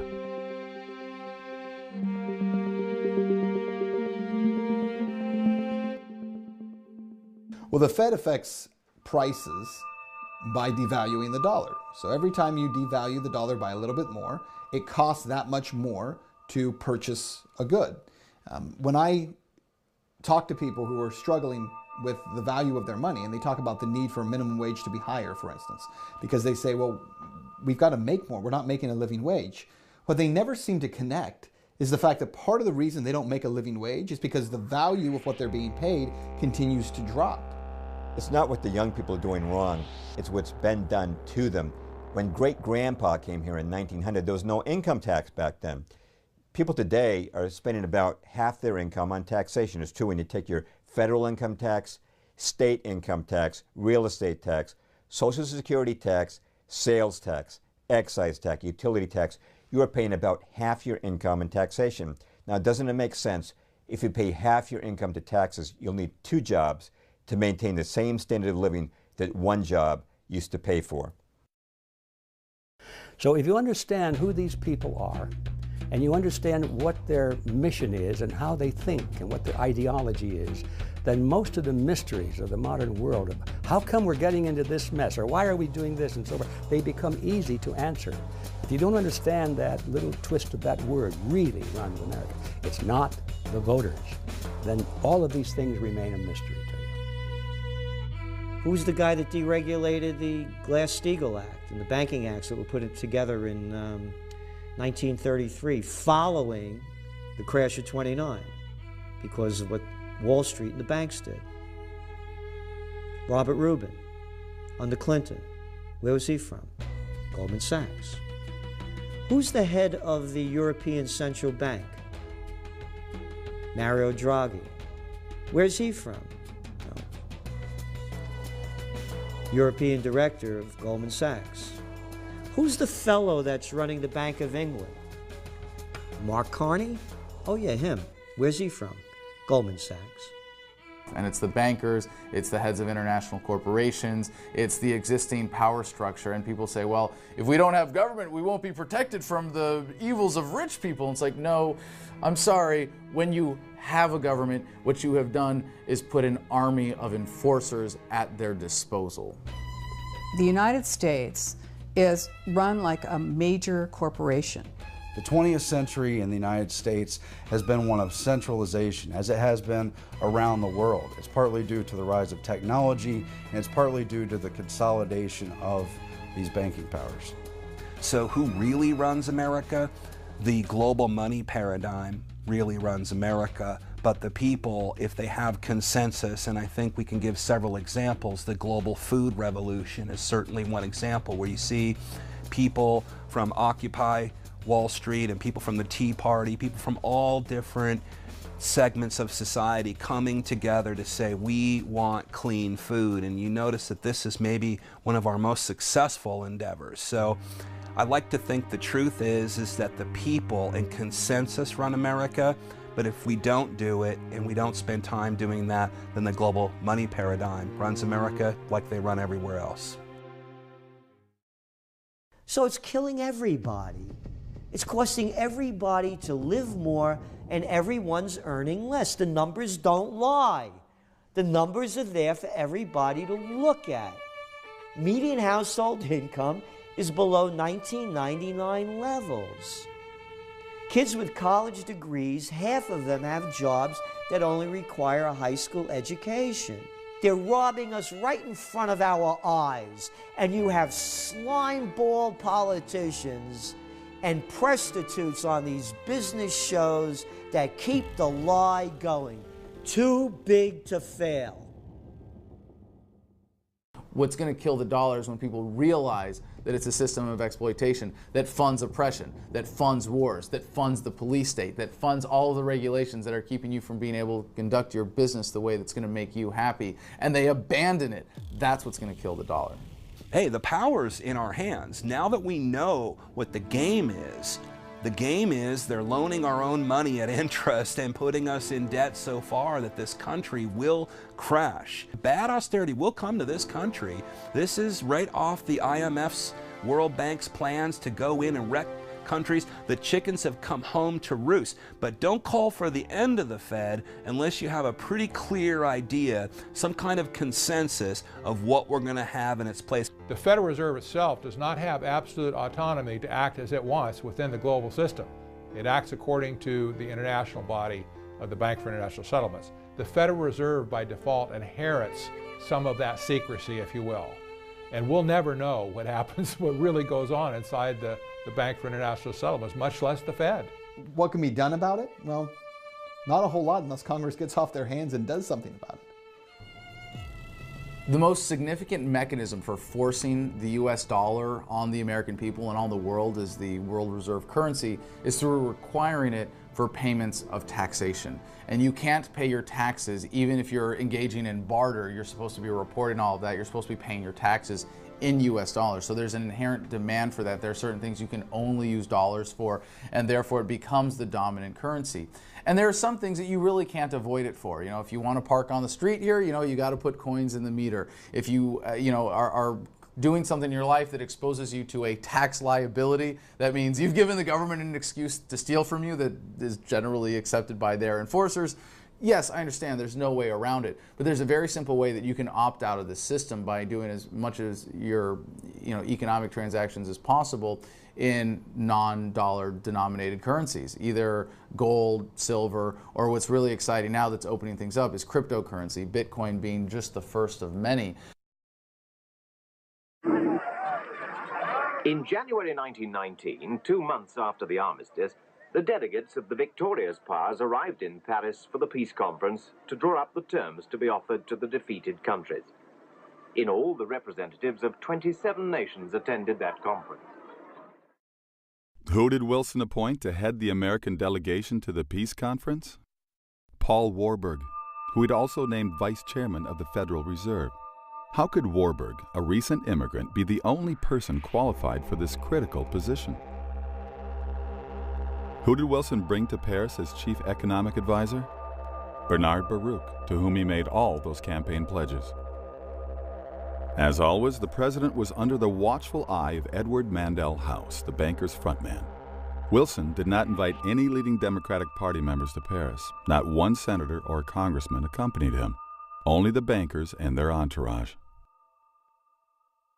At this conference, Wilson presented his famous 14 points. The most important of them called for establishing the League of Nations. Many people think he invented the League, but it originated with House and the bankers. Ray Stannard Baker, Wilson's official biographer, said, "Practically nothing, not a single idea in the covenant of the League was original with the president." Charles Seymour, House's official biographer, said, Wilson approved the House draft almost in its entirety, and his own rewriting of it was practically confined to phraseology. What were the bankers seeking in the League? World government. The Paris Conference produced the Versailles Treaty, which officially established the League of Nations. Ironically, though Wilson had proposed the League, the United States did not join. The U.S. Constitution stipulated no president could single-handedly make a treaty. The Senate had to ratify it. The Senate rejected the Versailles Treaty. Americans had helped win the war, but saw no reason to join an organization that might infringe on their sovereignty. When news of the Senate vote reached Paris, the bankers reacted swiftly. They held a series of meetings and resolved to form a new organization in the United States. Its purpose would be to change the American opinion so the nation would accept world government. In 1921, that organization was incorporated in New York City as the Council on Foreign Relations. The Council's original roster reveals that most members were bankers or lawyers affiliated with J.P. Morgan and Company. For example, Morgan's personal attorney, John W. Davis, was the CFR's founding president. Morgan's attorney, Paul Cravath, was founding vice president. Morgan's partner, Russell Leffingwell, was first chairman. Since this looked unsuitable for a Foreign Affairs Association, the Council diversified its roster by adding professors. However, these came from universities receiving large grants from the Morgan interests. The professors, carefully screened, could be relied on to attend Council meetings, then return to the universities and preach the glories of global government. By the late 1920s, the Rockefellers had brought their people into the Council. David Rockefeller was the CFR's chairman for many years and is still honorary chairman in 2014. One way the Council influences government policy is through publications, including many books and especially its periodical Foreign Affairs, a virtual instruction manual for U.S. foreign policymakers. Time magazine has called it the most influential journal in print. They do have a publication which my husband subscribes to. We've been reading it for a number of years because of the jaw-dropping insight that it provides into what they're thinking. And they don't mince words in there. They will come right out and say that we need to have this form of control, we need to do this form of manipulation, we need to convince people of these certain sets of beliefs. And you read this, and it's written in a very highfalutin, erudite, academic kind of a style. So you have to get past that to really get to the gist and the meat of what's being said. The CFR's most important means of controlling policy is supplying cabinet-level and sub-cabinet-level personnel to the government. What policies have the Council created? Let's take examples from after World War II. The League of Nations had effectively collapsed with the war's onset. Its successor was the United Nations, a bolder step toward world government. The UN began with a group of CFR members in the State Department. Working under Secretary of State Cordell Hull, they called themselves the Informal Agenda Group. The group drew up the original plan for the UN, then consulted 3 attorneys, all CFR members, who declared the scheme constitutional. Subsequently, they met with President Roosevelt, who approved the plan and publicly announced it the same day. After that, FDR made establishing the UN his top priority for post-war planning, just as the League of Nations had been to Wilson. At the UN's founding conference in San Francisco in 1945, most of the American delegates, 47, were CFR members. The Korean War was designed to empower the UN. It had been the objection of some people that the UN could never actually enforce peace. And so, since the very first plank of the UN Charter says it's there to secure peace, this war was designed to validate the UN as peacekeeper. Even though 90% of the troops were American, it was said to be a UN action And it was also a way of bypassing the Congress. We have never had a declaration of war since World War II. Once we got into the UN, that was it. Harry Truman sent troops to Korea without so much as consulting the Congress. By instituting policies through, for example, the United Nations, they're able to say, here's something we want to happen to every single person on planet Earth. And I'll give you an example. A couple of years ago, Desmond Tutu, Bishop Desmond Tutu, came out in support of a United Nations plan to number all the children.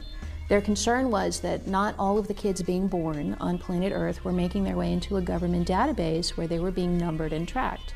And so they came out with a program called PLAN that the phrase for this was, or their buzzword was, write me down, make me real. America's post-war program of aid to Europe, the Marshall Plan, was allegedly the brainchild of General George Marshall, who proposed it in a Harvard commencement speech.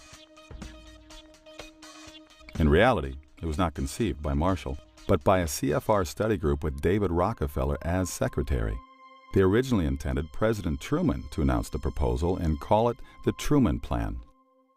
However, after deliberating, they decided that Truman, a Democrat, might not win the support from congressional Republicans. Marshall, a CFR cohort, was chosen to reveal the plan because, as a military figure, he would be misperceived as politically neutral and win bipartisan support. The strategy worked. The Marshall Event is one of those things that people recognize from the history books, but you read a basic summary and you gloss over it. But it has huge importance for the building of the global system that happened in the wake of World War II, when essentially power was up for grabs, and in fact had been negotiated ahead of time. The Marshall Plan was just another giant welfare plan. It weakened America financially, certainly designed more for control of these little nations that they were rebuilding, a lot more than it was to help them. Americans were told the funds were for Europe's needy. They were not told, however, that the goods their tax dollars purchased came mostly from multinational corporations linked to the CFR. The Marshall Plan was even more sinister. Unknown to most Americans, Europeans paid for Marshall Plan goods with printing press money called counterpart funds. CFR member John J. McCloy, appointed High Commissioner to Germany, was in charge of this cash. He was approached by Jean Monnet, renowned as founder of the Common Market, predecessor of today's European Union. Time called him the father of Europe. In 1947, Monnet sent agents to McCloy, who put millions of dollars in counterpart funds at their disposal. This money jump-started the movement for European unity.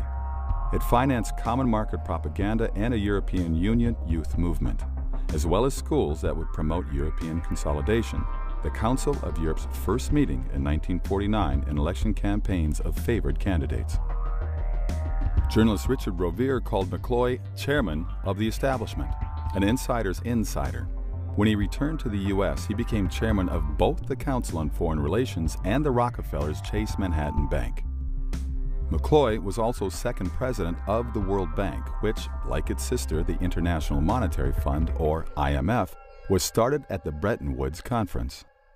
The Bretton Woods Agreement, where the IMF and World Bank were created, also created a reconstruction vehicle for Europe, which allowed the financial investments to flow through the central banks of choice and flow outward to what became American firms who got most of the business to rebuild Europe.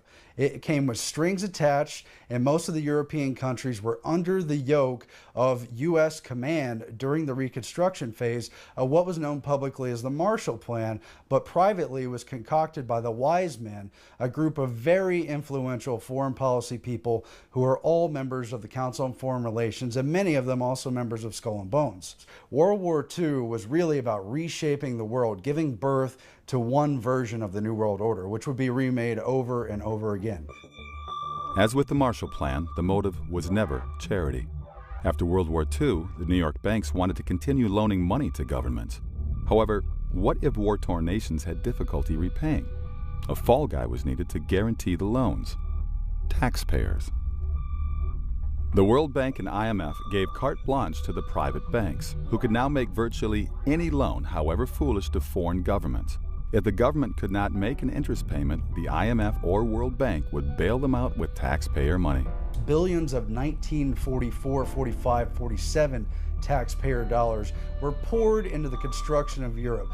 Untold sums of money that flowed through the central banks and out to the fascist partners of choice who would get the bids and the contracts to rebuild Europe, while the Council on Foreign Relations policy people helped to rebuild Europe along the lines that they wanted to see. Economic controls, wage controls, industrial agreements, and what became the footprints and baby steps and building blocks of the European Union that we see today. Jesse Helms, former chairman of the Senate's Foreign Relations Committee, said, "The New York banks have found important profit centers in lending to countries plunged into debt. This has been an essentially riskless game for the banks because the IMF and the World Bank have stood ready to bail the banks out with our taxpayers' money." Furthermore, the World Bank and IMF often attach conditions to these loans. They may demand a voice in government policy. For example, they might dictate that a country privatize industries to multinational corporations before money comes through. The World Bank and IMF are instruments of profit and control. And the U.S. foreign policy based in Washington enabled it all the way and put the key people in position to outright rule Europe until it was rebuilt along the designs of not God, not man, not national governments, but the emerging world government based in the Council on Foreign Relations and their money powers. I look at the World Bank and the IMF more or less as the next stage of the evolution of international banking. The Bank for International Settlements, along with the World Bank and along with the IMF, have long been viewed as the engine of globalization. These have been the troika, if you will, that have impressed policies on countries all over the world to toe the globalist line. We're told that this is necessary in order to regulate trade or in order to pacify nations that would be making war against us. But in fact, what this is about is creating debt. People talk about the one world government or globalists as if we're just going to create one nation that all has the same name. But I don't think that's even necessary. We have banking systems that control the trade, they control what people do for a living. There are people who are living in African nations right now growing cotton in those nations. And those farmers are required to grow cotton because it's part of the debt payback that goes to these huge globalist banks who have made loans to the country. And they can't compete with other countries around the world. The farmers want to grow something else because their margins are so small, and they're not allowed to simply because of the debt that is owed by their nation.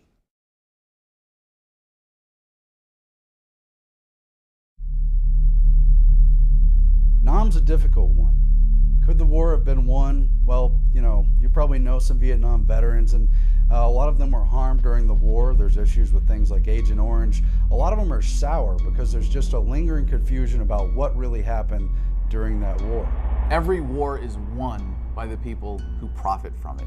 It has always been the case because war is a racket, as Major General Smedley Butler said, always has been, always will be, poor men dying in rich men's wars. The Vietnam War was won by those who made billions from it. Every war we've had, at least since World War II, there was not a clear objective as to what we were doing as a nation in going there. What was the objective in Vietnam? I'm not sure most people even still know today. You can't win a war unless you know what winning it means. We tend to think that the purpose of the Vietnam War was to fight the Viet Cong, to fight the communists. It wasn't. If that were the purpose of the war, we could have won it quite easily. But the real purpose of the war was much more complex than that. Since World War II, it's very clear that every conflict we've been involved in doesn't make sense in terms of a clear objective of how to win, or why we win in the first place, what we're hoping to accomplish, other than if you were to say our goal is empire building. Now, if we had wanted to conquer the Vietnamese and ultimately occupy their nation, at least that's an objective that has a clear end game to it. But we didn't seem to want to do that. So what were we actually doing? the reasons behind it seem very confusing unless you know about the banker issue, unless you understand how the engine of America has been hijacked by the banking powers and its nebulous, ill-advised policies directed by the Council on Foreign Relations.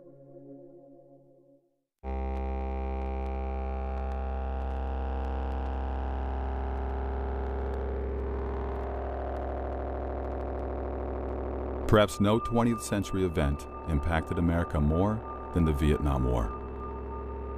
The war, which lasted 14 years and ended in defeat, was called unwinnable by the establishment media, who blamed the U.S. military, claiming they had underestimated the communist forces under Ho Chi Minh. That war was part of the proxy wars that happened all around the globe in the name of fighting communism. But it was also a means of reconstructing the Asian Pacific sphere of influence to make it safe for globalism. Again, the whole world had to be made over and brought up to standards for globalism. China being such a major power, Japan more or less under the yoke of the post-World War II agreements, and Vietnam down there on the triangle had to be basically reformed. That was the real reasons for the war. What we were told as Americans was not that we were fighting for our freedoms, not that we were stopping an evil that would take over the whole planet, but that we had been attacked on a ship, the Gulf of Tonkin, an incident that we now know clearly in history didn't happen the way we were told at all. The media's memory was short. After World War II, U.S. foreign policy dictated that France leave Vietnam. The United States initially supported Ho Chi Minh. In 1945, the OSS, forerunner of the CIA, trained Ho's army and provided him with guns and 20,000 cartridges, which he used to fight the French. The U.S. press glorified him. In 1946, Newsweek compared him to George Washington.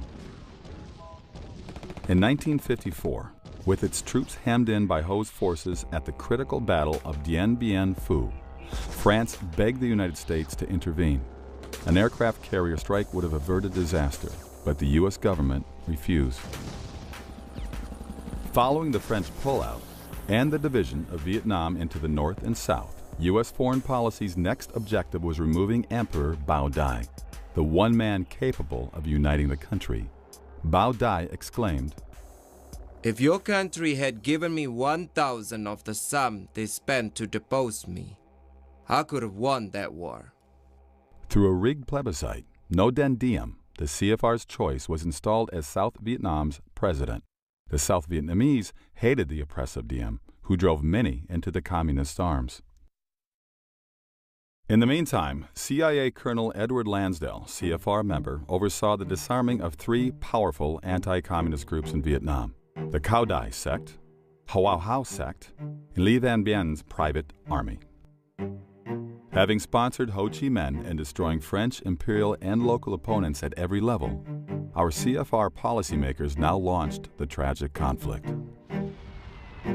World War II. The USA fights on two fronts, Europe and the Pacific. The Germans and Japanese were tough and well-equipped, yet we crushed both military empires with our allies' help in just 3.5 years. On the other hand, we spent 14 years fighting Little North Vietnam and lost. Something is terribly wrong with this picture. Defense Secretary Robert McNamara forbid the Air Force to strike over 90% of the strategic targets it wanted to hit. As a CFR member, he left the Defense Department to become president of the World Bank. Then there were the rules of engagement, not declassified until 1985, when they consumed 26 pages of the Congressional Record's fine print. According to the rules, American soldiers were not allowed to shoot first, but had to wait until fired upon. If a pilot saw a MiG on the ground, he could not attack. He had to wait until it was airborne and showing hostile intent. If a surface-to-air missile launch site was under construction, he couldn't bomb it. He had to wait until it was operational. If we had fought World War II under such restrictions, we would have lost. To me, at least, it's clear that the purpose of the war was not to defeat communism in Vietnam. because they could have done that quite easily, but as everyone knows by now, they deliberately put handcuffs on our military, made sure you don't go too far into the enemy territory, you don't counterattack, you don't bomb the supply lines, you just powder puff war all the way along. We call it powder puff war because it wasn't aimed at victory, but that's probably not doing it justice because there was so many lives tragically lost. It was a bloody war, really, but it was not fought to win. In 1968, journalist Lloyd Millan interviewed nearly a dozen retired high-ranking U.S. military officers. Each, queried separately, said the war would be won in weeks or months with the restraints lifted. This would allow the war to be carried out aggressively against the North. The media claimed the war was initiated by right-wing anti-communists or hawks. The first U.S. combat troops went to Vietnam in 1961. President Kennedy authorized sending about 10,000 men on the advice of the State Department's Walt Rostow, who had just returned from a fact-finding mission to Vietnam. Although the press portrayed Rostow as a hawk, his father had been a Marxist revolutionary in Russia. Two of his aunts belonged to the U.S. Communist Party. His brother, Eugene Debs Rostow, was named after Socialist Party leader Eugene Debs, and the Eisenhower State Department rejected Walt for employment 3 times as a security risk. The Kennedy administration could only get him in by firing Otto Otepka, the State Department's head of security. In a book published the year before his advice to Kennedy, Rostow wrote, "It is a legitimate American national objective to see removed from all nations, including the United States, the right to use substantial military force to pursue their own interests. Since this right is the root of national sovereignty, it is therefore an American interest to see an end to nationhood, as it has been historically defined." This statement summarized the outlook of the Council on Foreign Relations, to which Rostow belonged. Johnson had to give some very awkward and rather embarrassing speeches convincing America why Vietnam, why he was sending their sons, their brothers, their fathers off to war. As earlier noted, Congress authorized President Johnson to intervene in Vietnam through the Tonkin Gulf Resolution, written before the 2 alleged attacks on the U.S. Navy in the Tonkin Gulf. Admiral Stockdale testified that the second attack never happened.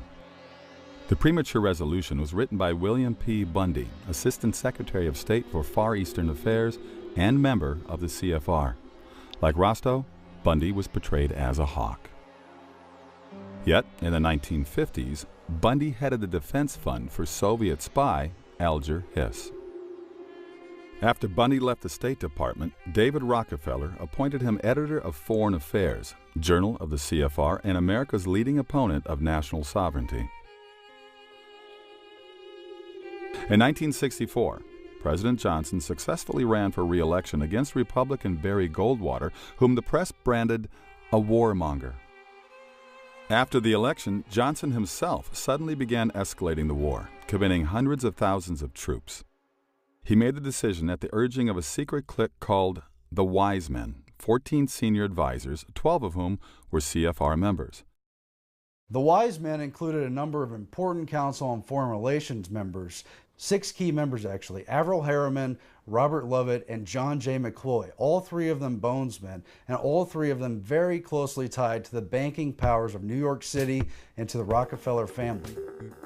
John J. McCloy's resume reads like a true globalist. He was a Skull and Bones member. He was a member of the Council on Foreign Relations. He was in the staff as an Undersecretary of State during World War II, and he would later go on to head the Rockefeller Foundation. He was the president of the Council on Foreign Relations for a solid decade, and he was head of the World Bank. The leader of the Wise Men, who led the demand for escalation, Dean Acheson. Even before the United States recognized the USSR in 1933, the murderous dictator Joseph Stalin selected young attorney Acheson to represent Soviet interests in America. Truman's Secretary of State, Acheson, surrounded himself with communist and security risks, such as John Stewart Service, John Carter Vincent, and Lachlan Curry. He promoted Service even after the FBI caught him passing government secrets to communist agents. Acheson's law partner was Donald Hiss, brother of Soviet spy Alger Hiss and a member of the Communist Party. In short, the men who maneuvered us into Vietnam were not anti-communist, but soft on communism or even pro-communist. Nor were they flag-waving patriots. They were globalists who opposed nationalism in favor of world government. Part of it was to train an international military force, to get the world used to thinking of solving conflicts through international groups such as the UN, and to develop those mechanisms. Nearly all key policy planners during the Vietnam War were CFR members. The same clique that involved us in the war authored the rules of engagement and other restrictions preventing victory. Clearly, Vietnam was not a blunder, but happened as planned. So Averell Harriman, Robert Lovett, John J. McCloy, and their associates like George Kennan manipulated policy around the Vietnam War and most of the other conflicts that we saw during the middle years after World War II. All of them mired in confusion, lies, manipulated data, cables, communications that were presented in a framed, skewed manner to goad America into the policy decisions being made in New York City, not in Washington, D.C. One of their goals, successfully implemented, was to provoke an American political slide to the left in a furor of anti-patriotism, epitomized by the burning of American flags on college campuses. Destroying patriotism is prerequisite to absorbing nations into a one-world government.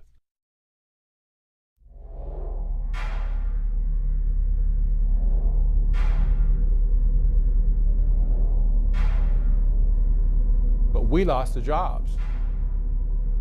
We lost the wealth. Our middle class now has been decimated in America. It's getting smaller every year. People are getting poorer every year. Our opportunities for success are dimming every year.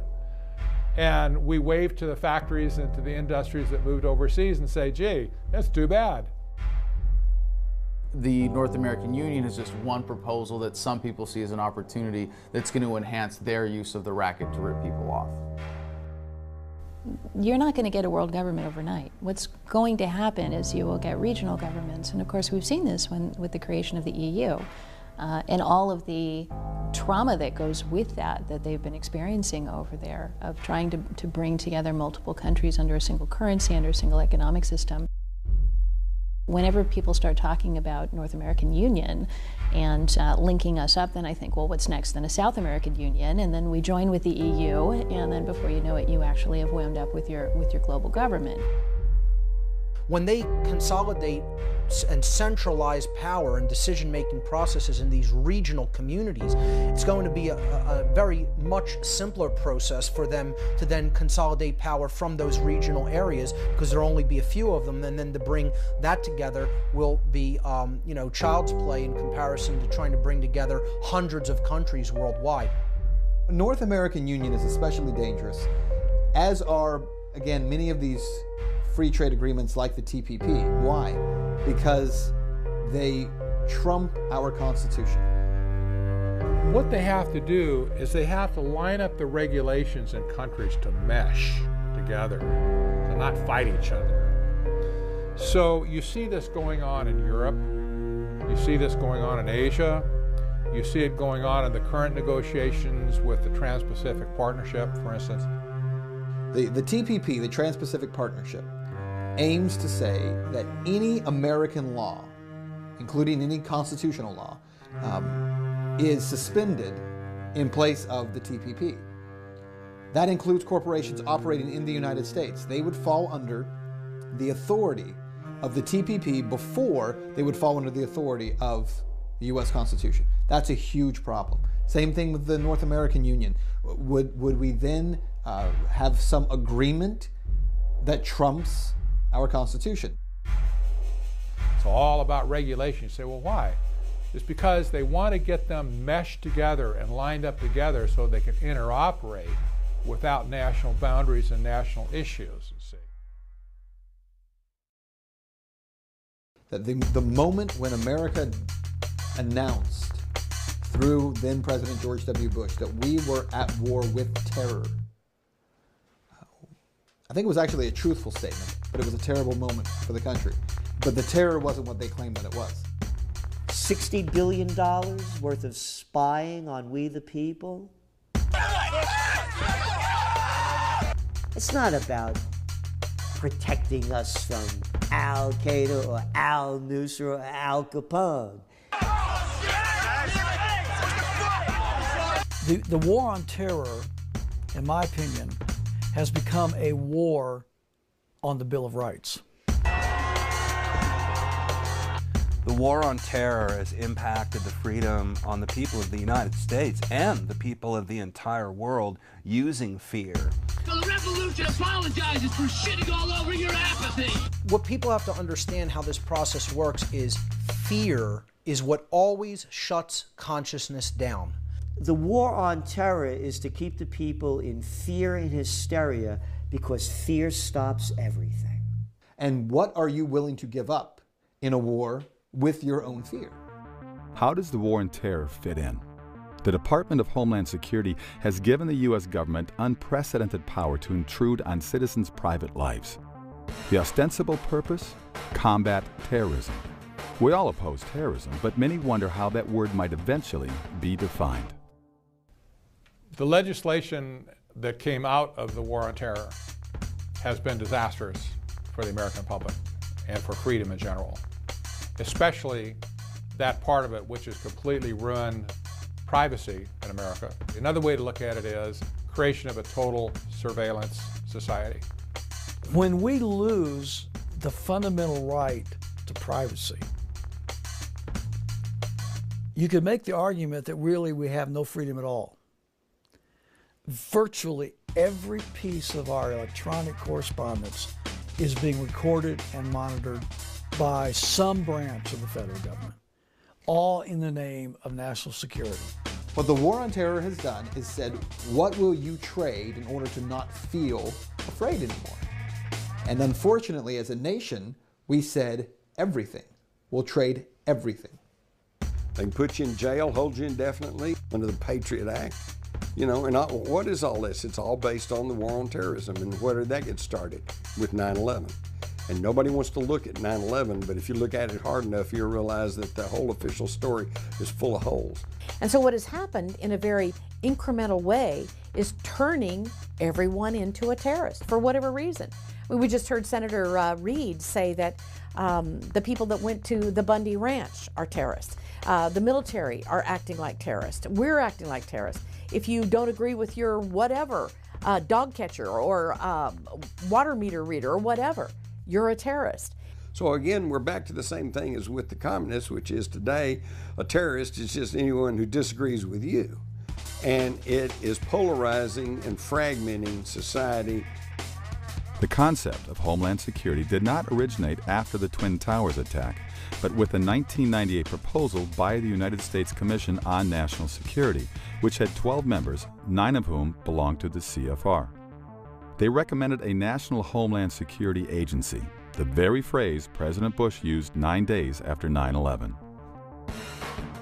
What connects the trade agreements and war on terror? Both are being used to justify North American Union. In 2004, the CFR's Robert Pastor wrote in Foreign Affairs, security fears would serve as a catalyst for deeper integration. The Department of Homeland Security should expand its mission to include continental security, a shift best achieved by incorporating Mexican and Canadian perspectives and personnel into its design and operation. Pastor is thus suggesting that security concerns warrant combining NAFTA's economic partners, America, Canada, and Mexico, into a continent-wide Homeland Security Department. In March 2005, in Waco, Texas, President Bush met with Mexican President Vicente Fox and Canadian Prime Minister Paul Martin to discuss integrating their 3 countries. The Bush administration's open borders policy and its decision to ignore the enforcement of this country's immigration laws is part of a broader agenda.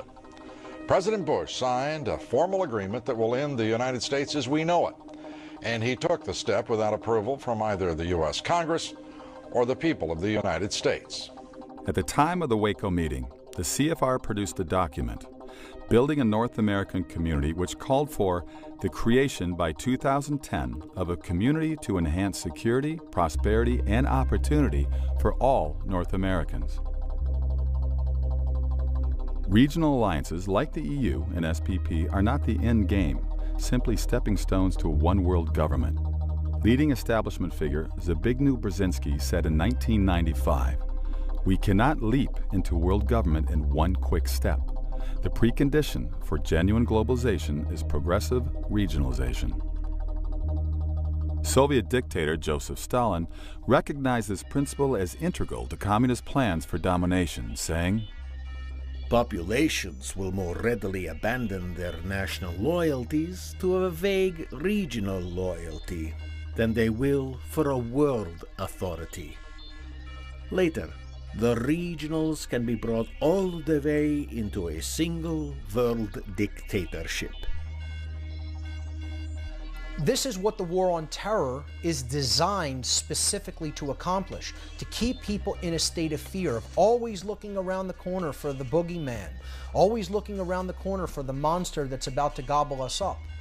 When people's mindset is in that state of fear, they're not making accurate decision-making processes. But moreover, what they're psychologically looking for is a protector. So here's an interesting story. During 2012, all the presidential candidates, all their surrogates were coming to Ohio. And I had the privilege of being able to interview President Obama and also the privilege of interviewing Mitt Romney and Paul Ryan. And it was during the Mitt Romney-Paul Ryan interview, when I went in to interview them, you get 5 minutes with the candidate, you go into the room, it's basically a stream of media coming in and out the whole time. What's fascinating is I went into that interview with Romney and Ryan, and I sat down on a bar stool, and they were both on bar stools in front of me, the backdrop behind them. And what was a little bit different about this is while there were a lot of people in the room, and that always happens, there was one guy in particular on a sofa behind me who was sitting there as I walked in. And so I sat down, we start the interview. Now what's a little bit different about this is typically when you're interviewing someone, it's a one-on-one interview. In this case, it was two-on-one.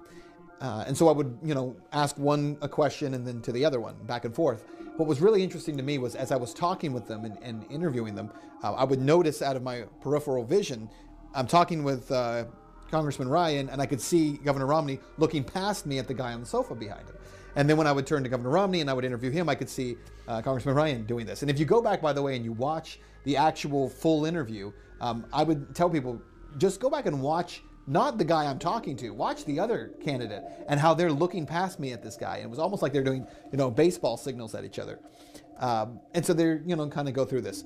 We do the interview, we're all done. And after I left, I was really interested in who the guy was on the sofa behind me. And so I stopped one of the press people on the way out and I said, "Oh, by the way, who was the guy on the sofa?" And they told me his name, which at the time didn't mean anything. And then they said, "Oh, he's with the Council on Foreign Relations and he's advising the candidates." And when he said it, now that got my attention because they said it as if it was a very positive thing, right? Which is, well, Governor Romney needs more experience on foreign issues and foreign affairs. So it's a good thing. In my opinion, of course, it was, oh, great. So you have someone from this globalist think tank who is basically sitting behind me during an interview and letting them know what they should and should not say. So it was kind of an interesting experience. The freedom of the press and the freedom of religion were supposed to be two of the greatest vanguards of liberty for the country, according to our First Amendment. The purpose of the broadcast media, or the controlled, formerly mainstream media, has always been to be a propaganda tool for the government, for the superclass. And you can see how this works in a very simple sense in America with the White House and access to the White House press room. If you don't toe the line, if you're not official corporate media, it doesn't matter how big your audience is, we're going to control the conversation. If you can be an appropriate mouthpiece for government, if you're not going to challenge the paradigm of statism, we will give you access. Americans today are disenfranchised and disempowered because we don't have enough of the relevant information. Read the quotes from Katie Couric and saying that they got pressure from the administration. I can't think of a worse scenario for the future of freedom. If this documentary is true, why are its claims almost never discussed in mainstream media? After all, the Constitution mandates freedom of the press. How could so many news organizations fail to notice the stories we've discussed? That's because the information we do get has been filtered and framed in particular ways. It can be easily seen in the mainstream media. You have a mentality within your newsrooms in which people really do honestly believe if networks don't talk about it, it's not a story. So if Fox isn't saying it, if NBC's not saying it, CNN or ABC, if they're not saying it, it can't be true. Although America has a free press in principle, this does not guarantee accuracy of the press. To achieve its objectives, the establishment always knew it needed to control the media, the primary molder of public opinion. Do you have any people being paid by the CIA who are contributing to a major circulation American journal?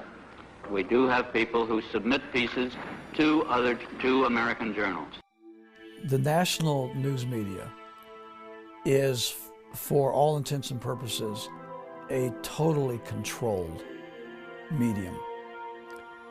A free and independent press at the national level just does not exist. Do you have any people being paid by the CIA who are contributing to the national news services, AP and UPI?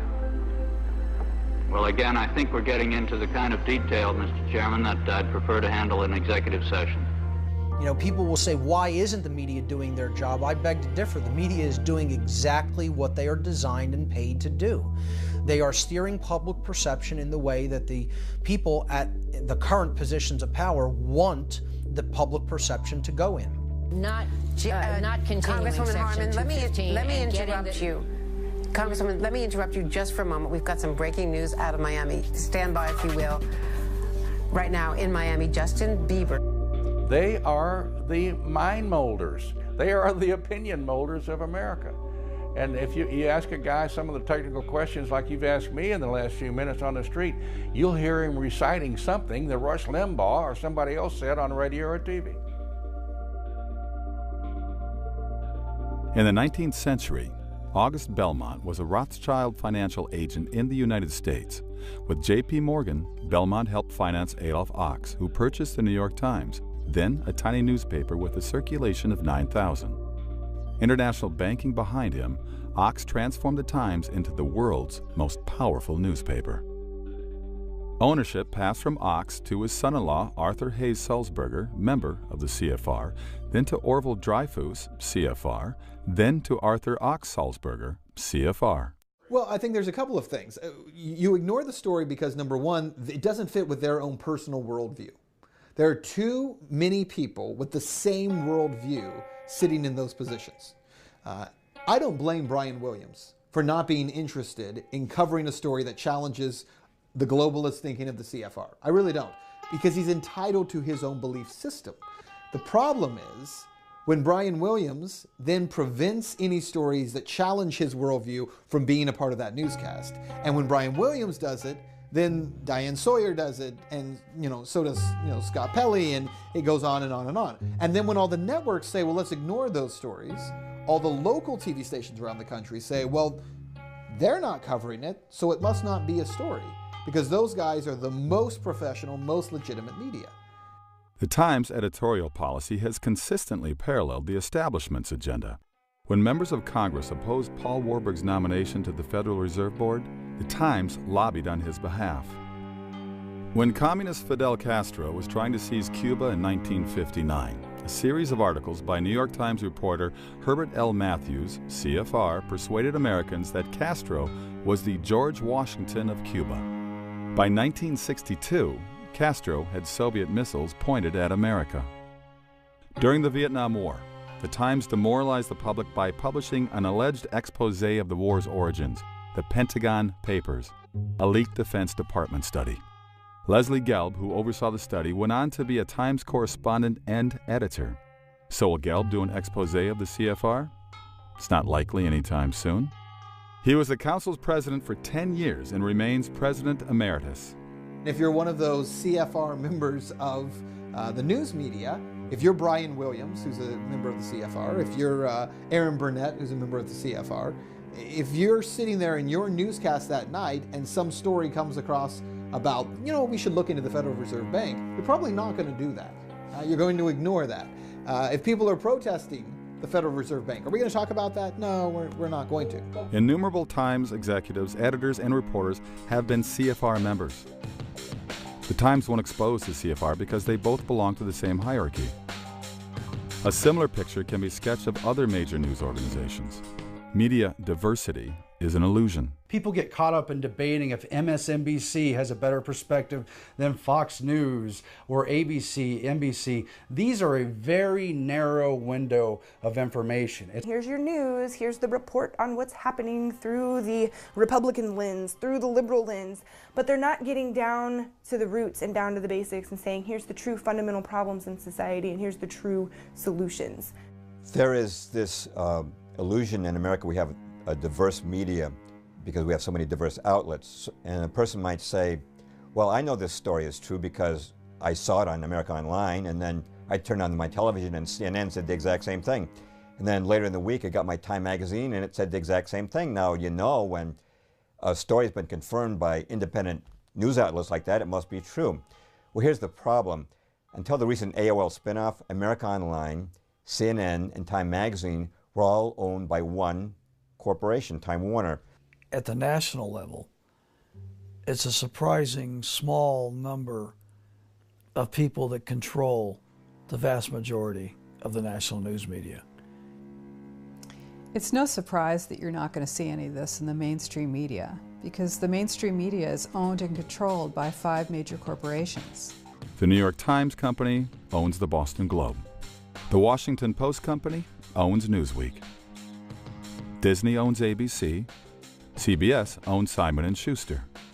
Time Warner owns AOL, CNN, Time, Warner Brothers Studios, HBO, New Line Cinema, Sports Illustrated, People, Fortune, Money, and dozens more.